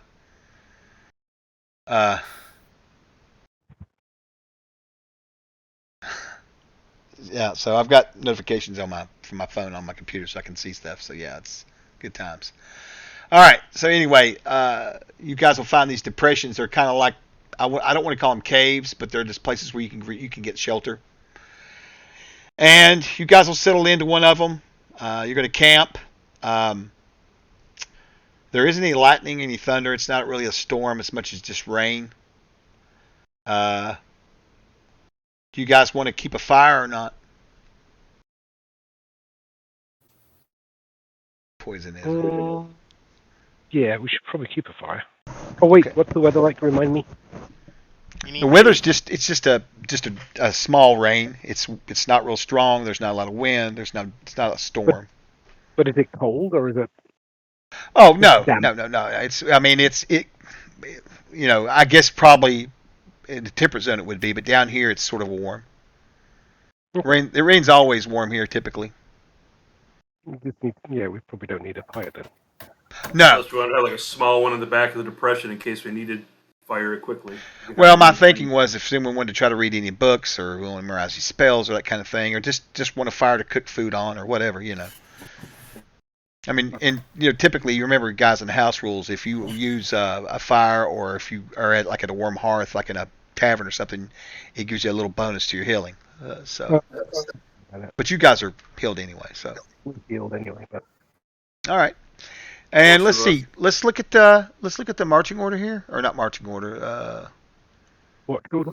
Let's look at the party sheet here for just a second. So it looks like we have got first is Lars, first watch is Lars and Conrad. Second is Tabul and Percy, and then third is Nit. Does that sound still about right?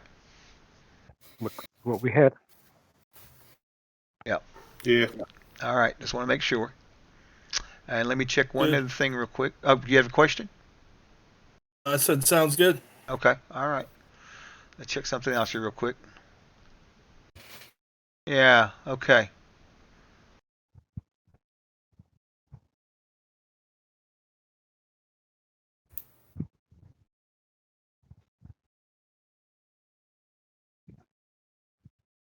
Okay. So I need Conrad and Rannis. He's no longer part of it. He's done ran off plotting your deaths. Take one anyway. Yeah, he's dead anyway. Well, I need to take him off of that list. So I guess it would be Lars and Conrad. If you both would give me some sort of wisdom check in the tower, if you have some sort of some sort of special sense skill or something like that. Nope. Nothing special there.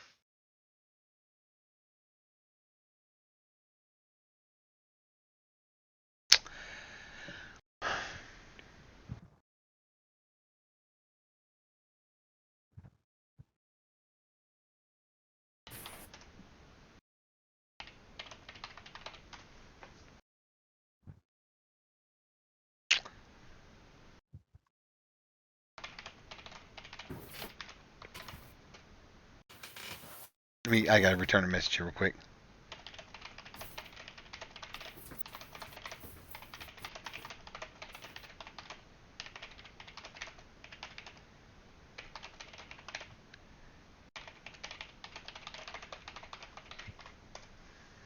All right.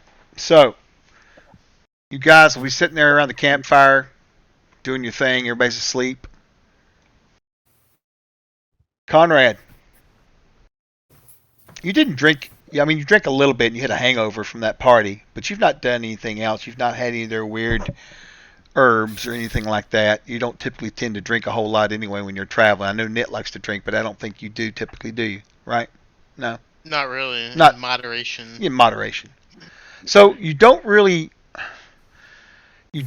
understand what's going on. So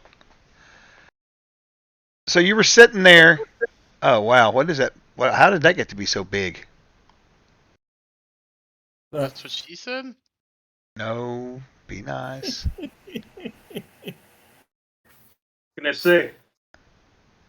Its size doesn't match its height. That's going to mess up my stream, man. These windows can't be moved. That's one thing I've always asked from. I need to find somebody to make me an extension that will lock these freaking windows. So if you have a window on Fantasy Grounds, you can't just abruptly move it if you're streaming it because it screws up everything and it pisses me off. But anyway, that's my rant for the day, ladies and gentlemen. Thank you. Come back again sometime. All right. Anyway, where was I? Yeah. So we'll leave it there for now. Stop messing with it. OCD.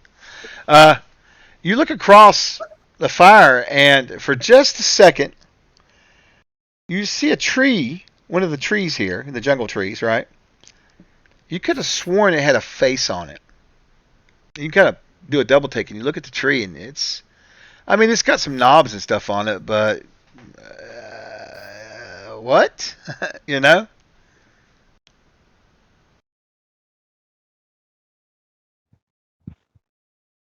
What do you do? They have like a nose, like a something that would look like a nose. I mean, for just a second, you thought you saw the features of a face in the tree, but when you look at it closely, it looks just like a regular jungle tree. It's got vines hanging down, thick bark, sort of a grayish-green color, moss growing on it. There are some knobs in places that maybe could portray it as a face, maybe, but not really. You look at it, the more you look at it, no. But you could have sworn you saw a face. Well, I guess I'll just blink and do a double take and clear my head. All right. And you just keep getting this feeling that something's watching you, man. Something just ain't right. You also rolled very good on your check, by the way. Oh. So you sense something's up. Something is going on. You don't know what, but something's up. And you look around the jungle, and you look over at Lars, and Lars looks like he might be nodding off a little bit. It's been a tough time on his physique, hiking these mountains, these trails in the jungle and all this. But he's not asleep. He's just kind of like, he looks wore out. But he doesn't seem like he's noticed anything. And again, out of the corner of your eye, did you just see eyes in a tree? What? You turn? No, there's no eyes. Maybe you're seeing things. You don't know. But that's the second time now you thought you saw features of something facial in this tree. Same tree, too, by the way. Not a different tree.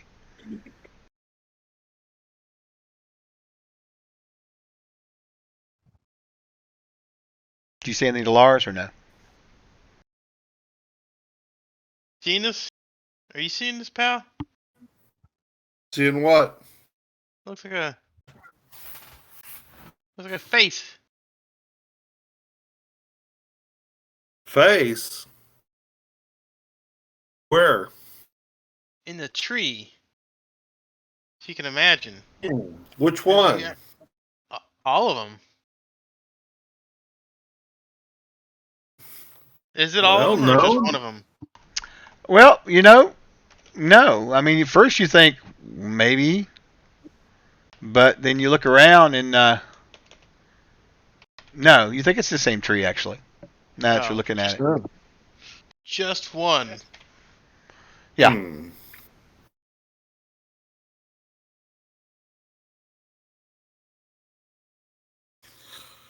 Well, if he indicates which one, I'm going to take a close look. I mean, I'm going to look at it, see if I see anything. Attention to it. Okay. what is your? Okay. When you're staring at it, suddenly something really strange kind of happens. The tree just starts to sort of distort itself a little bit, right? And it kind of starts to take the shape. Part of it kind of bulges out. And it takes the shape of a humanoid, but yet covered in bark. And then slowly the bark and the roots and the vines start to shape change, and they form themselves into this.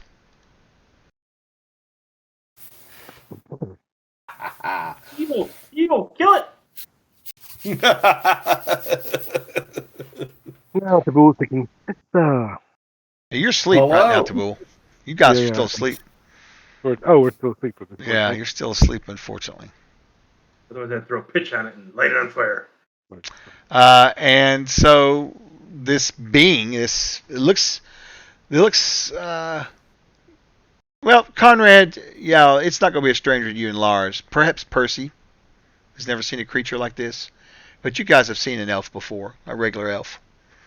And she steps out of this tree, or wait, was she the tree? I think she was the tree. You're not 100% sure.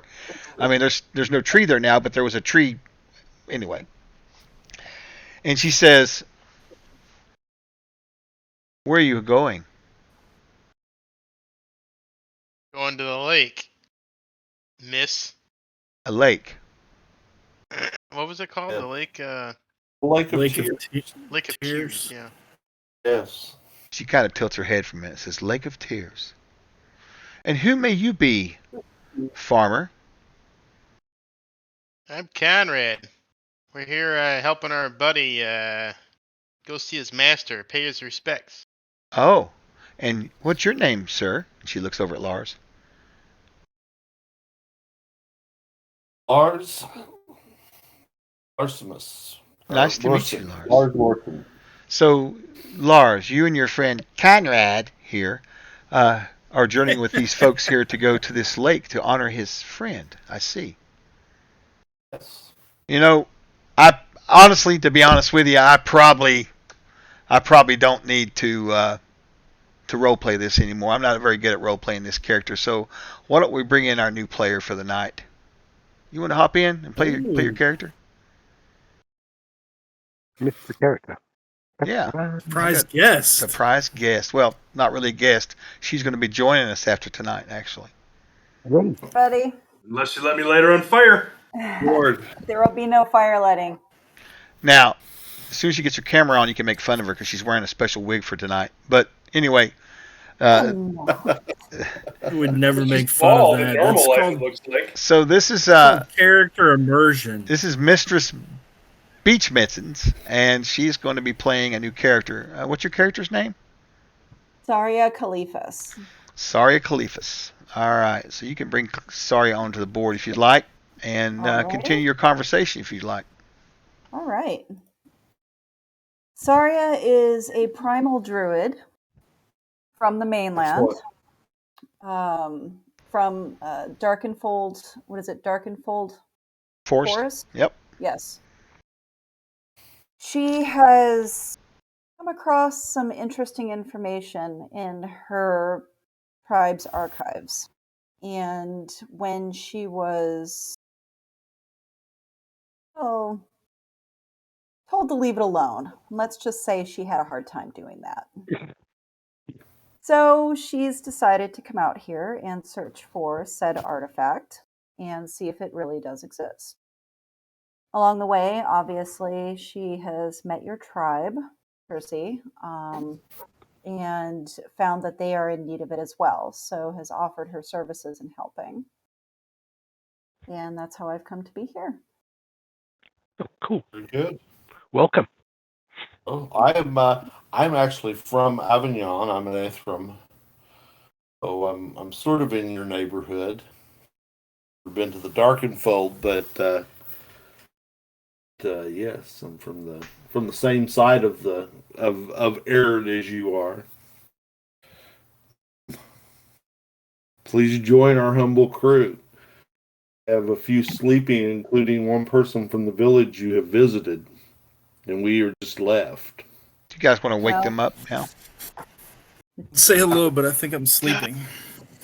I'm afraid they may have missed my grand entrance, but that's all right. We'll wake up the next two to come on watch so they can meet her, and we can go off and Oh, wake up Ned or wake him up for time for his walk. Well, at this point, I think probably everybody's going to wake up hearing this person talk. This is not a familiar voice in the group.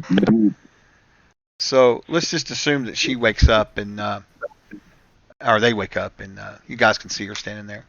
What are you wearing? What do you look like? almost exactly what you would see in the picture that's been posted up. Essentially, I am clad in loose-fitting garb that would make it easy for me to make my way through the forest as silently as possible. Soft boots. I keep my hair cropped relatively short. It's a greenish brown color that blends in remarkably well with the brush around me. And, well, as you've seen, I do have certain hiding talents, which mesh with nature. And I stand there with a quiet confidence. I am a young elf, but an elf nonetheless, and have been around for a few decades now. Learned a few things, and I'm looking to learn some more.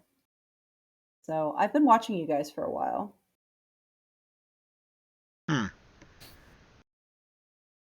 In fact, in the I forest? decided. I realized the town. I imagine your village elder probably told you about me. I was there a couple of weeks ago and have since been learning my way around the countryside, as it were. Are we awake, Chuck? Yeah, The rest of everybody's us? woke up now. Yeah, because she's talking and you guys are going to hear that. It's not. It's sleeping. It's not. Oh well, yeah, you would be. Nit would be sleeping because he would be sleeping. Sorry, Your my friend name over is there looks Percy. injured. Your friend over there looks injured. Yes. Has he been able to make his way through the jungle all right? Are you talking about He's Nit's broken made leg? some- Yes. He's made some crutches, but we make jest at him every so often still. His leg is healing, though. The Well, elder that's said you were looking for some kind of artifact. I am.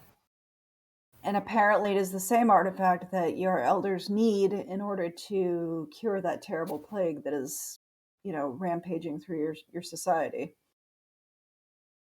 Your help is most welcome. Share our fire. Thank you.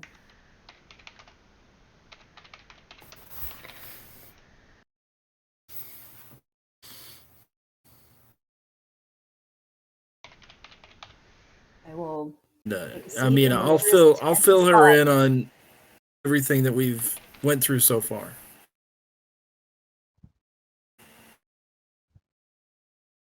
Unless she needs to get some sleep, and then you can fill her in tomorrow. I gathered a little bit of sleep earlier while I was waiting for you to arrive from your village.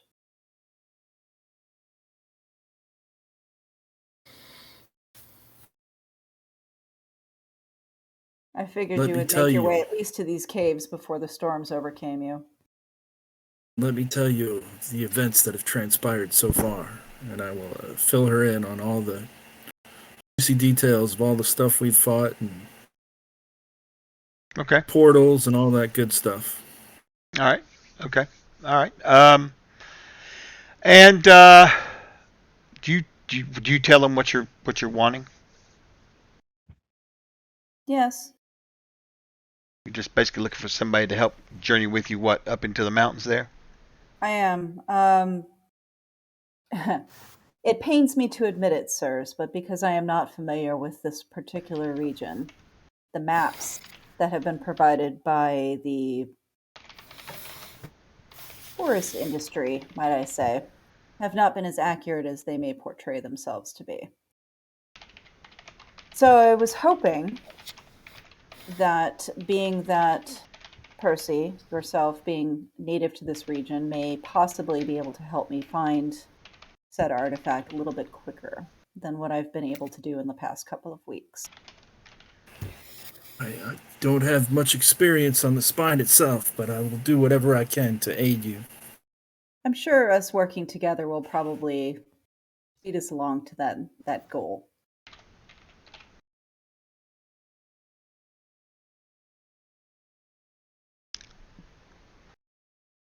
Okay. I must admit, I am very curious about your group in general. You're all very different from one another. Hmm. How did you come to be together? I think didn't we meet on the dock or something, or on a ship, or Well, some of us met on a ship. Right. I think Lots of everybody ale. but Percy here, we all came over on the same boat. And so we had kind of formed a bond because we were all kind of here at loose ends, just looking to see what we could find. And Percy comes along needing help. So we decided that sounded like a good place to start. Fair enough. Tales of a city of gold lost in the called Chuck, the Lost Land. The Lost Valley. Tales of a city of gold in the Lost Valley. Definitely aided getting them to come with. That's right. Fair enough. I admit I was not really led by the city of lost gold or anything like that, as is advertised in town. However, this artifact does present great powers from what I have read, and I'm curious to see if it is all that they say it is. Do you know what the artifact is? A sword or a wand or a gem? To be honest, there was not enough detail for me to follow either. So I believe it will be one of those that we will know when we see. And you'll notice that well, I'm not going to interrupt right now. Continue.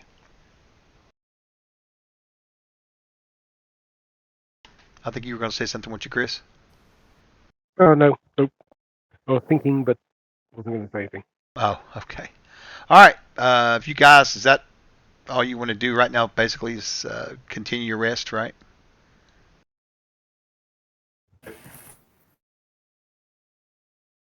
Sound like a good plan?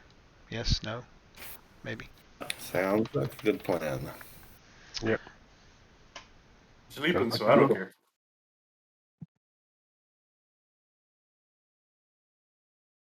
I need my beauty rest. Yeah, I hear you, man. Yes, you do. You do. From the looks of it, young sir, you need all the rest you can get. You don't care. I'm just laying and snoring away. Oh, this is going to be great. So it is Saria, right? Saria for Saria, the yes. notes. Saria Saria. Khalifas. Yeah. What's the last name? Khalifas? Khalifas. She's sorry she's an elf. That's all I can tell you. Yep. How do you spell it? I'll put it up here. So just so I can have it in the notes accurately.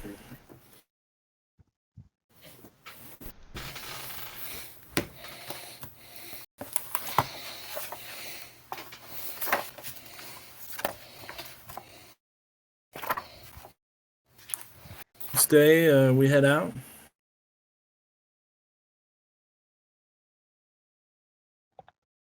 Just a second here.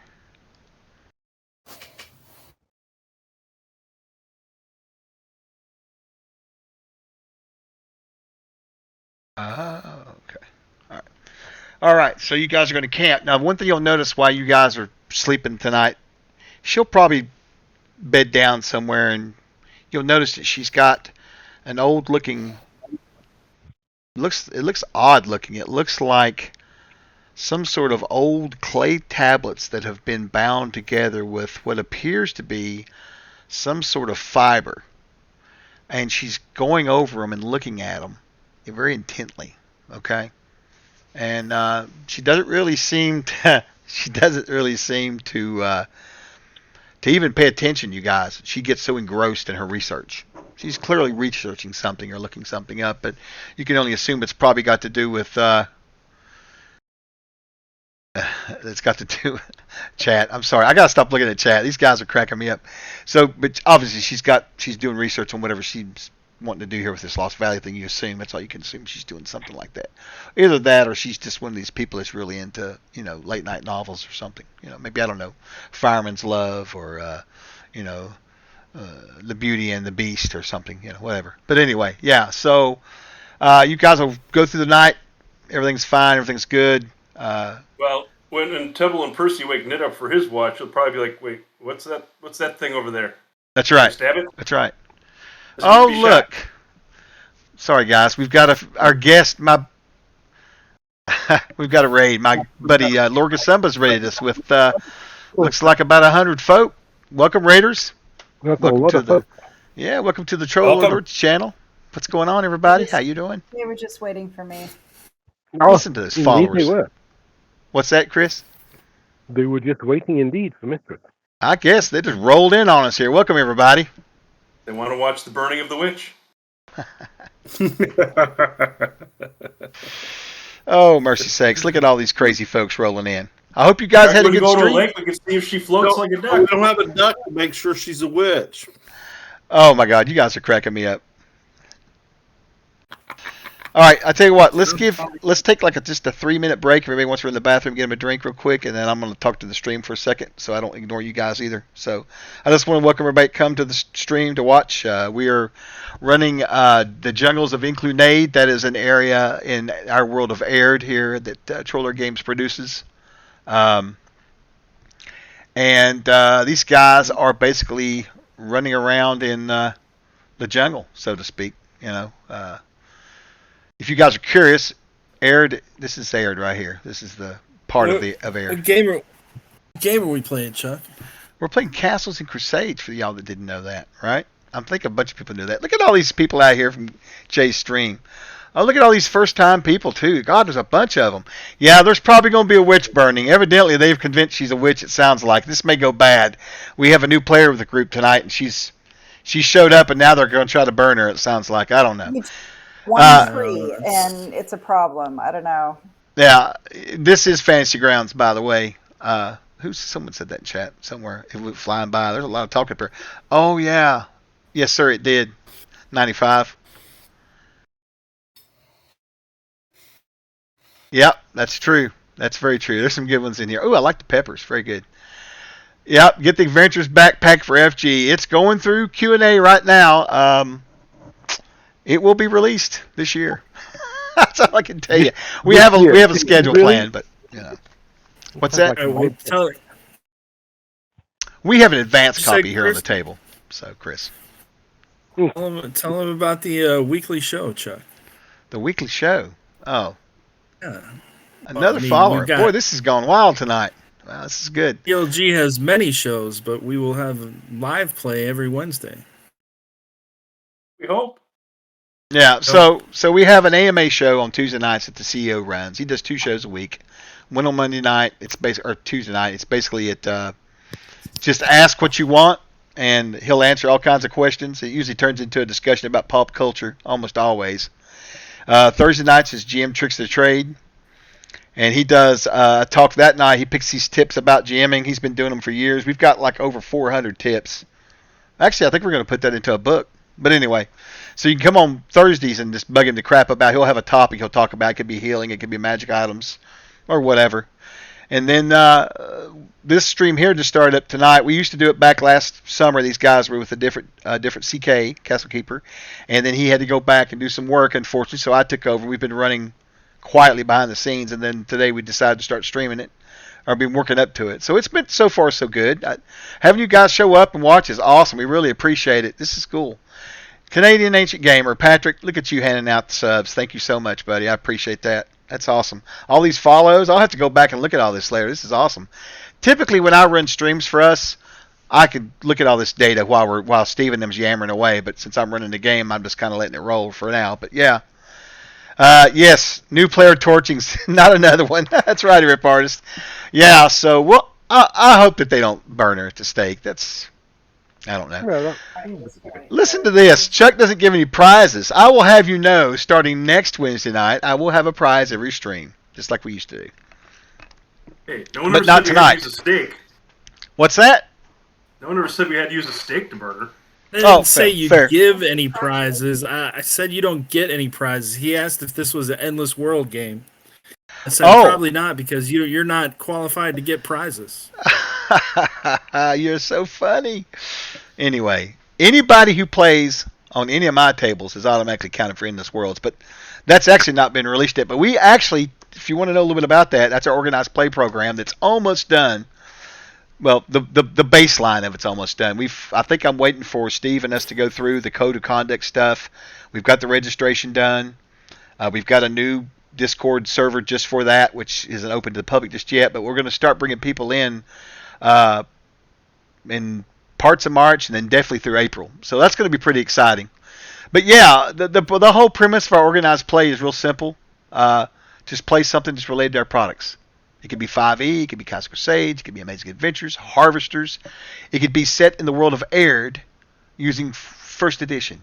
Or it could be Castles and Crusades set in Greyhawk. It doesn't matter. As long as it relates to something that is part of one of our product lines, we don't care. And that's pretty much it for the start. Later on, we'll probably bring in some stuff like, legacy characters and living campaigns and that stuff on down the road. But we're going to keep it very simple for launch and keep it and try to work out all the bugs, and it's just going to be about bringing people together to play games. That's all we care about. It's just helping people find people and have fun, man. And do TPKs, burn witches. Yeah, exactly, Chris. That's all it's about, really. We're not big enough to worry about making billions of dollars, so it's whatever, Anyway, but we love it. I love it, anyways. It's my passion. I absolutely love it. I get paid in potatoes, but hey, it's okay. We all get something. Nothing like good What's the stuff. Endless World's mission statement, Chuck? The Endless World's mission statement is, "Let's go!" That's not it. I don't know. Matt's probably got it memorized. He helped write it. That's why he's hinting around at that. So Helped write it. I did write it. Free Dr. Pepper, Julie Cat. That's right. Well, not really in the channel. I wish we could give out virtual Dr. Pepper, I guess, in the Discord, right? That's Maybe? a good mission statement. Yeah, it would be, would it? Or Endless Worlds mission statement: free Dr. Pepper, always. Let the die be cast. All right, so let's get back to it then. Again, thanks for everybody showing up. You guys are awesome. We love the Greyhawk community. We love Jay over there. Jay, you're a mess. Anyway, I better get back to my game, or they're going to burn me alive. We got to get at least one combat in tonight, right? I didn't even have never come and join one of your games and comment because I can get roasted, right? That's what happens with me. Yeah, I get roasted a lot. So just like potatoes. See what I did there? All right. Anyway. Yeah, I see what mean- you did. I see what you did. I know, Or bad do you jokes. want to have this as the stopping point since it's almost 9:30? Well, I'd like to know what my familiar is before we leave. Oh, Richard's dying to know what he cast a summon familiar spell, so he's waiting to see about that. Good Digigrubble, cool, dude. That's awesome. Yeah, that's good stuff, man. I need to update mine. I don't think I've updated. Well, no, they all make an update on the Forge, don't they? That's right. Yeah, when we push updates out. So there's another update going out for that stuff soon. I don't know when it is. I think it's Friday, I think. Yeah, we're still trying to get all that lined up, but anyway. So you guys will camp for the night, and the next morning you'll wake up, eat breakfast, and Lars, you're sitting there eating your whatever you guys have cooked up, a rat for breakfast or a lizard or whatever, some vegetables, whatever. Yeah. And you get this odd feeling like the hair on the back of your neck starts rising up. And as you're sitting there eating, this sensation comes over you, kind of almost like a, how like sometimes you kind of feel like you kind of got like a rush through your body, this kind of, and that there's something out in the jungle that you just can sense. You've never had this sensation before, but that it probably has something to do with some familiar spell that you've cast. Okay. So, what would you like to do? Well, I'm going to food down. and kind of step out of this cave, kind of see the jungle, see if I can see something or where I can sense this something and move towards it. Okay, so you're just going to get up and walk. Do you say anything to the group, or you just walk out in the jungle by yourself? Yeah, I'm not going to say anything to the group. Okay, all right.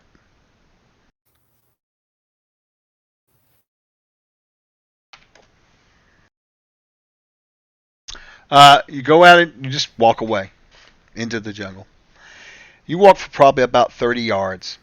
The birds are going off. The canopy's starting to sway with the wind in it, and it's early morning jungle. There's beams of light coming through.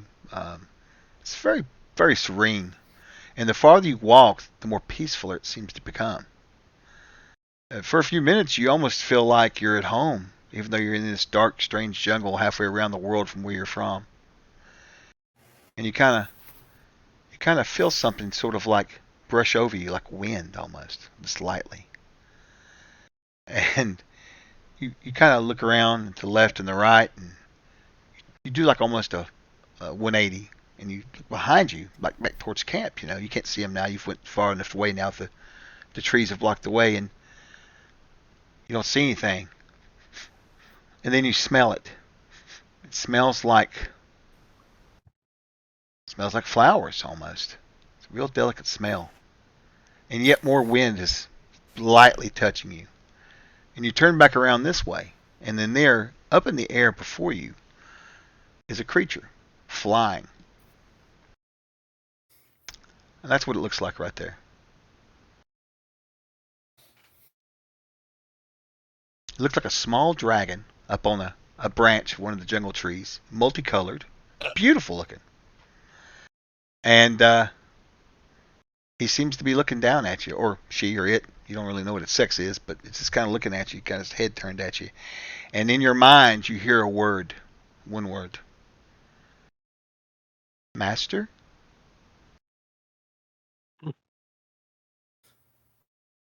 Yes.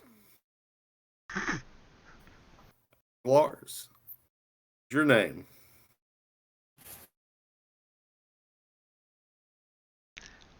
And the small, tiny looking dragon kind of tilts its head and looks at you a minute. It says,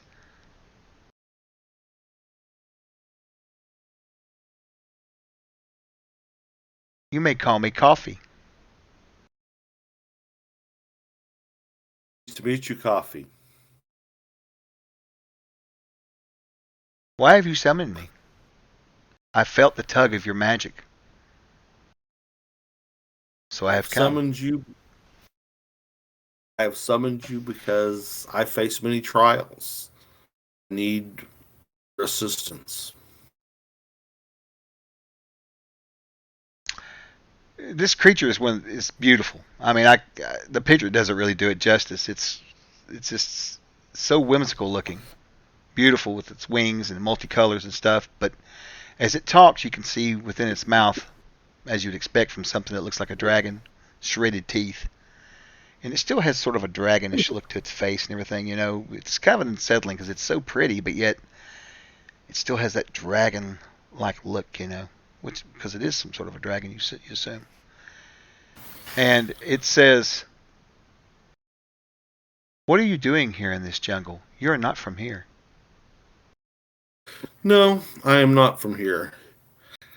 I have come to see where I can aid, who I can aid, and also to see what treasures and other things may be lost and hidden here in the jungle and abandoned.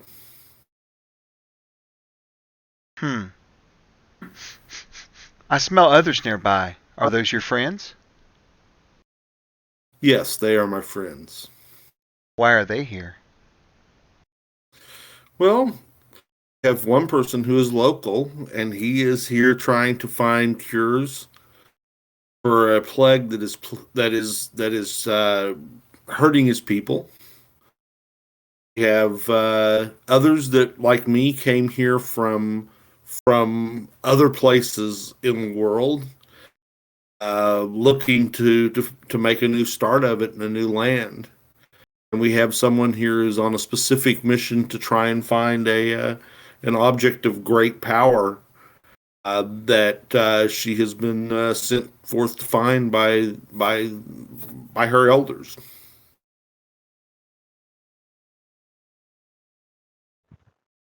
What would you have of me? I would have you accompany me as you can. You wish me to battle for you? Not particularly battle. To be able to share, I think you would probably be able to help me with some of my magics. Help me see things. I see that you have wings, so I'm assuming you can fly. Provide information and general help. I think you will make a fine master. I can tell that you have a gentle soul, but yet not too gentle. She holds up a talon, points it at you, and she flies up off of the branch and kind of lands on your shoulder. Take me to your friends. I would like to meet them. Okay. Talons into his shoulder. As you walk back, sort of chuckling, she chuckles along with you.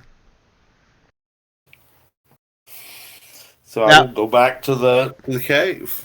All right, you guys, you go head back to the cave. Everybody's got their stuff ready to go, and everybody looks up and they see this thing on you, this small little dragon on your shoulder, just kind of cocked up, looking at everybody. Does anybody have any words for it besides Ned, who Yeah, wants I to just kill it? shot out- Probably.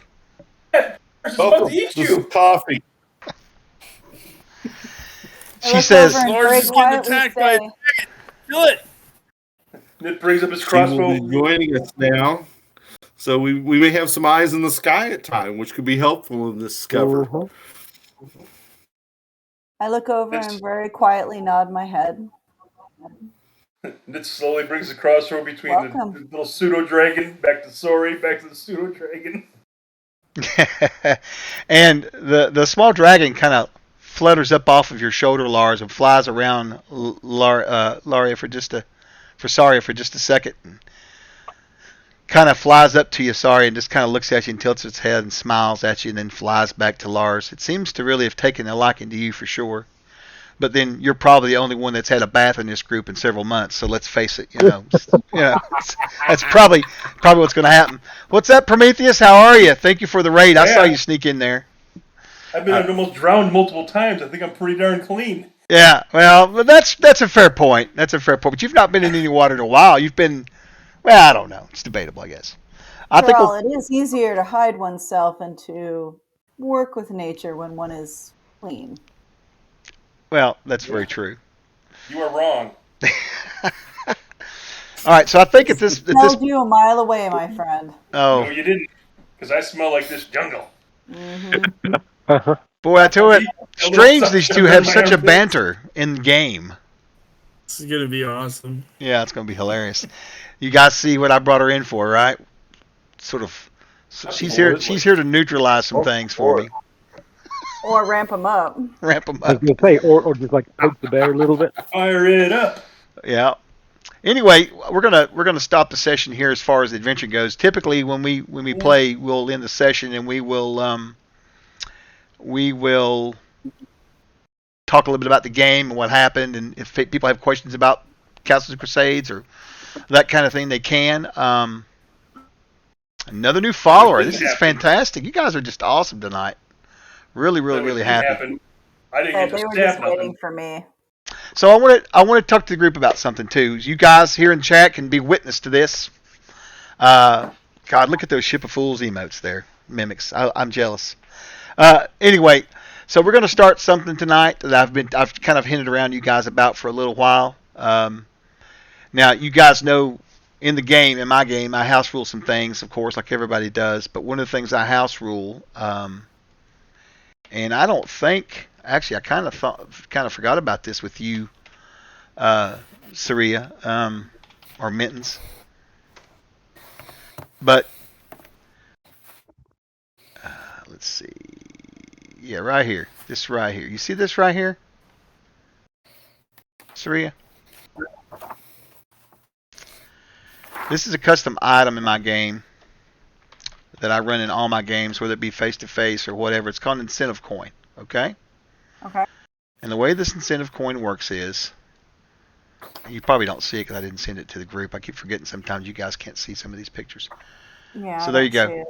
So There that's we go. it. It's basically worth a plus or minus 3 or a plus or minus 15% on a dice roll of your choice, except hit points and initiative. That's the only two things it doesn't count for. Okay? Okay. I need to fix that in there. And you will start with 2 of those. All right? And let me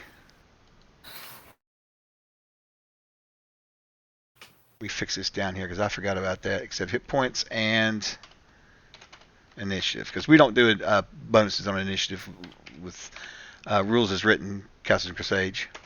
So, which is fine. I like it that way anyway. We didn't get no combat tonight, though. We did a lot of role playing, which was great.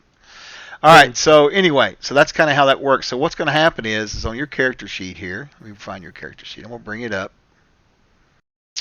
And over here on the combat tab, or no, the inventory, I'm going to drop that coin in there like that, right? Then on the combat tab, it's going to show up right there. We're going to equip it. Let's turn on all the rest of your stuff there. And you'll have 2 of those instead of 1. All right? Anytime you use one in chat, you just check it off right there. All right? If you end up using both of them, then you use both of them. All right? You can have a max of 2. All right? Now, the other part of this story, okay? I like Madison get the gazebo. Jesus Christ. Oh, Jingo. All right, so the other thing we're going to talk about is at the end of each session from going forward, I want you guys to send me a PM in-game. Does everybody know how to do that command? It's going to be like this right here. /WGM and then blah, blah. That's whatever you want to put, right? So it's /WGM. I had to put a dot in front of it to do the command. Everybody send me a PM of who you think contributed the best to the game tonight, whether it be role play, ideals, saving the party, whatever. Just give me your best thing, okay? So now I have to pay attention, really? Yeah, I know. It's bad. It sucks. I know. Just a little bit though. And give me a reason why. All right.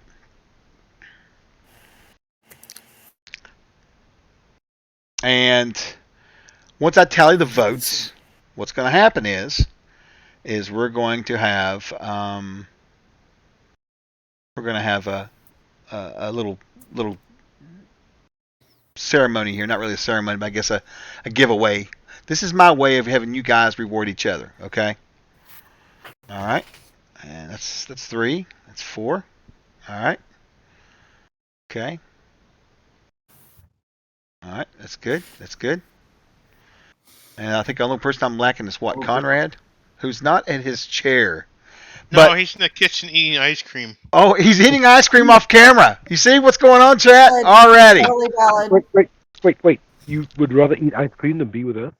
Yeah. I mean, I'm sort of here. I got my headphones on. It's fine because I can tell you right now that we've got enough of a landslide that it won't matter too much. But real quick before I check with anybody, I need to ask you guys another question real quick. On your character sheets, let's see. Tabul has 2 incentive coins. Mm-hmm. Percy has... Did you level up, Percy? I had 2 now because I leveled up. That's right. I'll fix it for you. There we go. I had Knit. 2 anyways. I 'cause sent you gave him an mine in extra one when Discord. I did the chalk.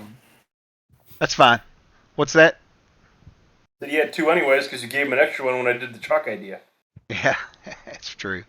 All right, let me look at Lars here. Lars has got 2. God, you've all got your coins? I bet you use. I'm going to start getting mean with you on this stuff. We all leveled up over the last couple sessions. Yeah, that's fair. All right, so everybody's full. So typically, what I would do would be the winner would pick somebody in the group, and they would get a coin if they were down 1 or down 0. All right, so you know that. Now tonight's winner is going to be Grape 8, Percy, and Grape, you are going to roll a percentile dice for me. Well, I am honored. Thank you. No, he's not going to get vaunted off the island, Pawn Dream. It's Plato's Cave. You should check for shadows. Oh, you guys are crazy. You can't get off the island that easily. Yeah, that's right. My island. Mm-hmm. So, Grape, give me a percentile there, buddy. Enter, it's not right. 46. 46, middle of the road. Yeah. All right. Give me just a second here. All right, Grape. I'll put something in the inventory that you can carry in your inventory later on this week. But you basically have drawn a boon, and this boon will enable you at any time to not be surprised. Now, this boon can be used once. It can be given out to another party member if the situation fits itself. You can play it at any time. Now, this is how the rules go. You guys will help each other out. Each session, you'll vote on who you think helped the most. Of course, everybody does a good job, but it is kind of a way for you guys to give back to each other. If you happen to be holding a boon and you win, let's say, right? Well, then you can either trade your boon in and roll the dice, or you can keep your boon. Very simple. But you can never have more than one. All right? Mm-hmm. And so you're going to have the ability, Percy, at some point, or someone else you give it to renege on a surprise roll I may pull on you guys. Y'all may get surprise roll on the way, and if you've got that card, you can whip it out, and guess what? They don't get a free attack. They don't get a free round on you or whatever. They just have to roll initiative. Right. So after you say they surprise us, it can be used retroactively to take away the surprise. That's right. Absolutely. I'll say, all right, guys, so we're going to looks like you guys are surprised, and you're going to go, no, hold on a minute. And that's what's going to happen. It makes it much more valuable because even though as cautious as we are, somehow we're always surprised. Yeah. Well, technically. You're not always surprised. It seems like you're surprised, but when do I ever just take a free round on you? That's the difference right there. Well, that makes me want to ask, does anyone sleep on the job? I mean, night watch, that kind of thing?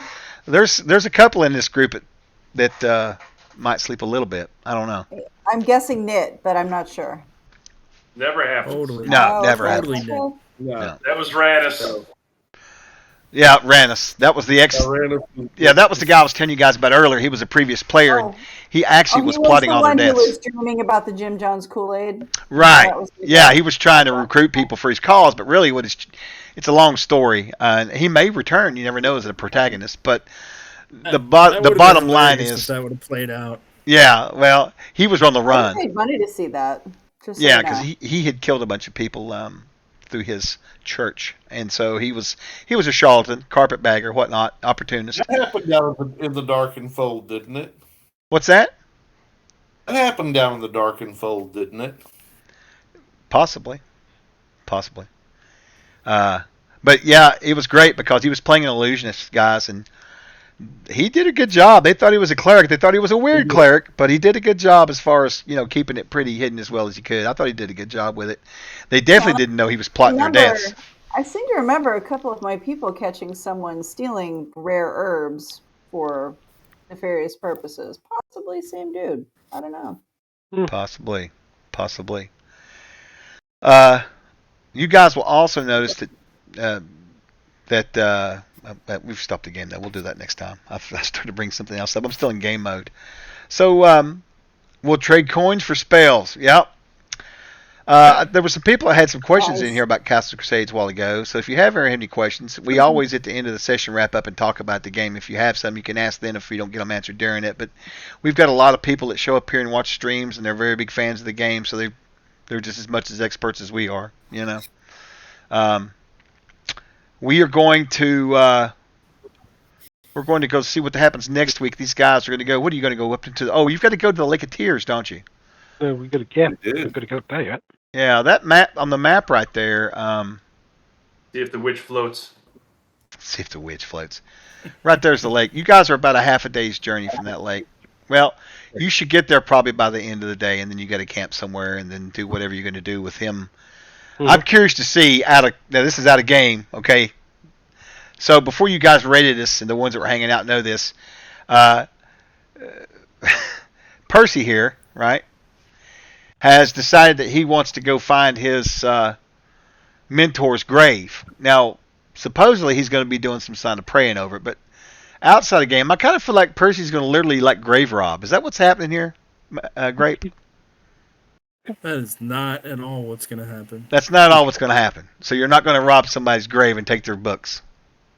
I mean, first of all, I'm wondering how much AC does crocodile armor give us?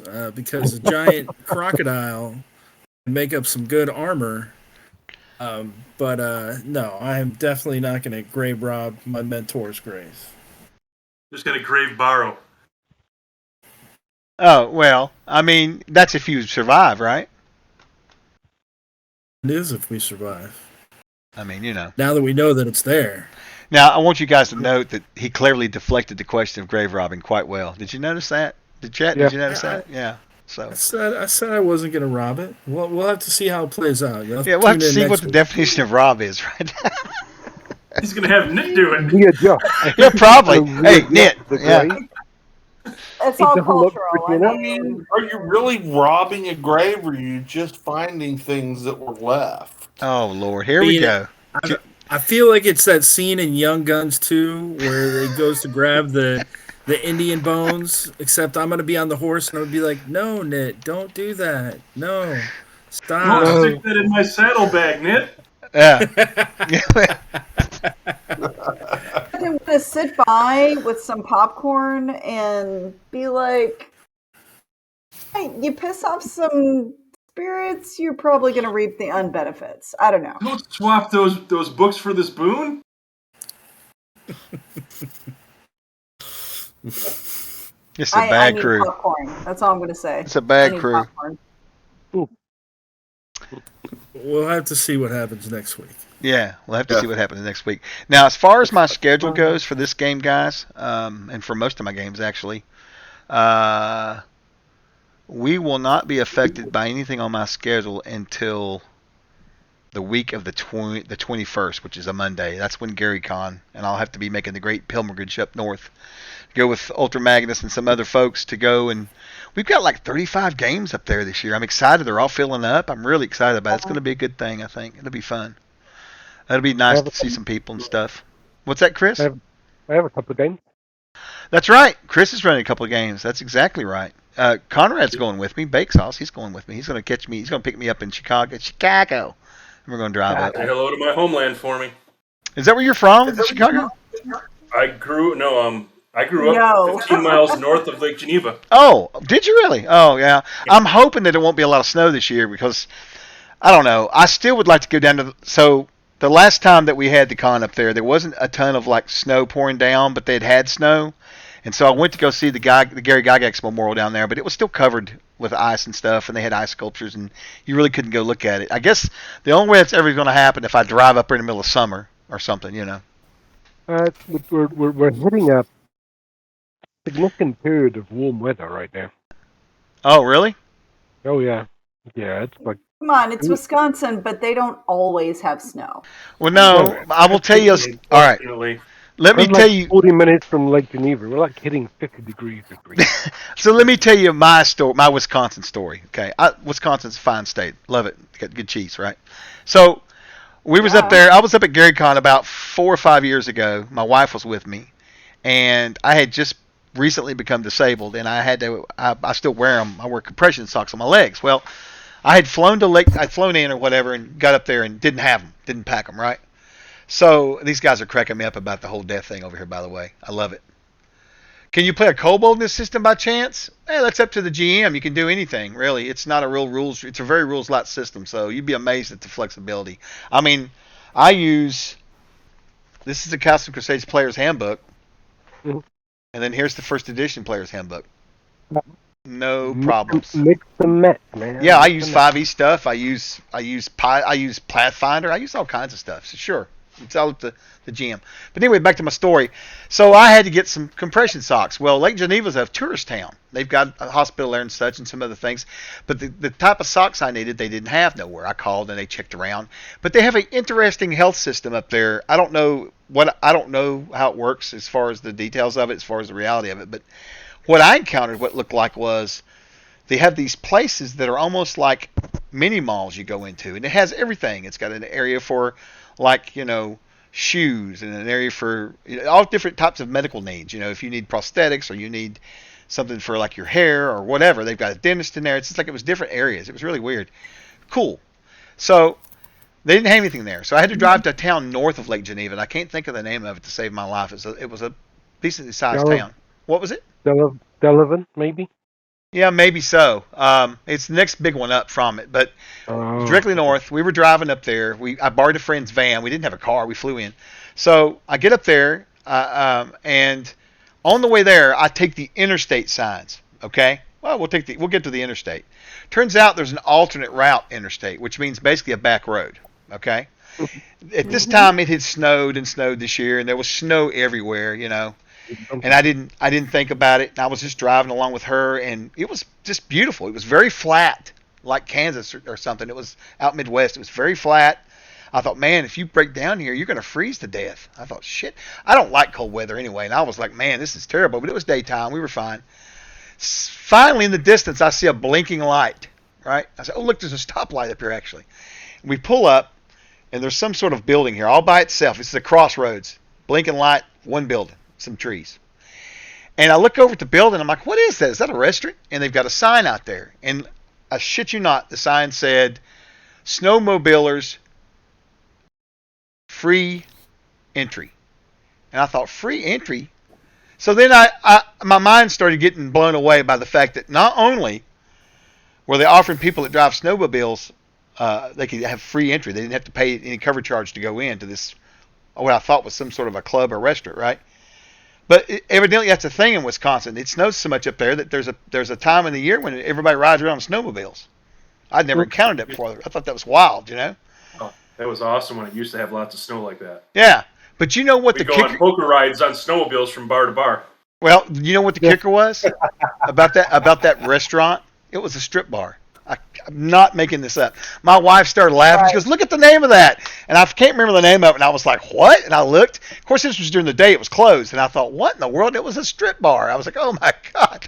So if you happen to be in the area on your snowmobile, you could get free, you could get a free cover and just go in, no cover charge, So anyway. So you go to Wisconsin. So here's One at a time. What'd you say, Angela? I wonder if that was in Spring Prairie. It's about halfway to East Troy. I don't know, but what a story that was. What was you going to say, Chris? So you go to Wisconsin, you're driving up through Wisconsin, and you have like farm, church, farm, strip bar, farm, strip bar, farm, church. Like, that's what it's like as you drive up through Wisconsin. Oh, okay. Farm, strip bars and church. Like a town with 4 buildings used to be 2 bars and a church. Somebody's house. Well, I'm going to tell you right now, I did not expect that to happen. I'm going to tell you, that blew my mind. I was just like, what? Explain how this happens. The Irish and the Germans moved to the area and decided that bars were necessary. And the Irish made that happen. I'll tell you that right now. We did. Now, I'll tell you what, there is a restaurant there in Lake Geneva called Sprecher's. Someone bought it out. I'm assuming they kept the name. I don't know if they did, but I used to love that restaurant. God, it was good. They brewed their own root beer. It was fantastic, man. Nice. It was good. All right, I think that's all we got for today, guys. We'll let it go. We'll see everybody back here next week. We're going to be here next Wednesday night at 7:30 Eastern, 6:30 Central is when we'll go live. Guys, please come hang out and follow and watch. We just like people to enjoy our antics. Next week, there's going to be a lot more combat than tonight. A lot more role playing and kind of catching up because we've been out for 2 weeks. But next week should be good. We should see a little bit of grave robbing, I feel like, regardless of what people say. And maybe grave, I don't know. I mean, Sarah, you might come away with a nice outfit of crocodile leather, or maybe not. Maybe y'all will all die. I don't know. And yeah, again, like Tomcat said, thanks, for everybody for showing up. We really appreciate it. I'll tell you what, let's give us a raid. I'm going to raid into Cave Geek Art. Now, this guy, he really stepped up for the Greyhawk St. Jude charity thing that we did, what was it, last weekend? Or weekend before last. He gave away a handmade map of Greyhawk. And he uses this torch and makes these beautiful hide maps on deer hide. And it was amazing with all this 3D. It just looked really good. It was really detailed and stuff. Anyway, it was like a. Who got that map? Do you know who got it? It was somebody anonymous donated. It was like a $5,000 or not. They weren't. That's what it was worth, $5,000 if he was going to be paid to do it. But I forget how big the donation was. It was way up there. We ended up raising $22,000 for that, so it was amazing. So I want to go and I want to raid him because he's Kafir's an amazing person. He's a great human. I really think a lot of him. And so, yeah, I just want to let me get him in I'm here. telling you that crocodile is not going to kill us as long as it only has the 2 normal attacks and not the 5 attacks that you give it. 5 attacks. I'm gonna tell you right now, just so you know, Mr. Smarty, it's gonna have a tail attack. Wait. I never even confirmed if there was a crocodile. Claw, bite, tail. You know, exactly. And Anyway. and you know that the bull is just going to be back there, just like pinging arrows at it. Like, Yeah. he's not going to go very close to it. All right, will you guys do me a big favor? We're going to get ready to raid Kafir. I want you guys to go over and give him a bunch of love and for me and everything. Of course, we'll be in the channel too, but thank you so much for coming on, and we're going to go over and raid him. And I hope everybody has a great week. Make sure you stop by tomorrow. Tim's going to be on at 4 p.m. doing a little World Anvil overview, and then at 4:30, Steve will be on with his GM Tricks of the Trade. Come give those guys hell. Please, by all means, give them a hard time. Make their jobs rough. No, I'm kidding. But they would enjoy seeing you. I'll be around too probably at some point. So thank you so much again. Everybody have a great week, and we'll see you on the other side. Trolza. Thanks, Jack. See you, everybody.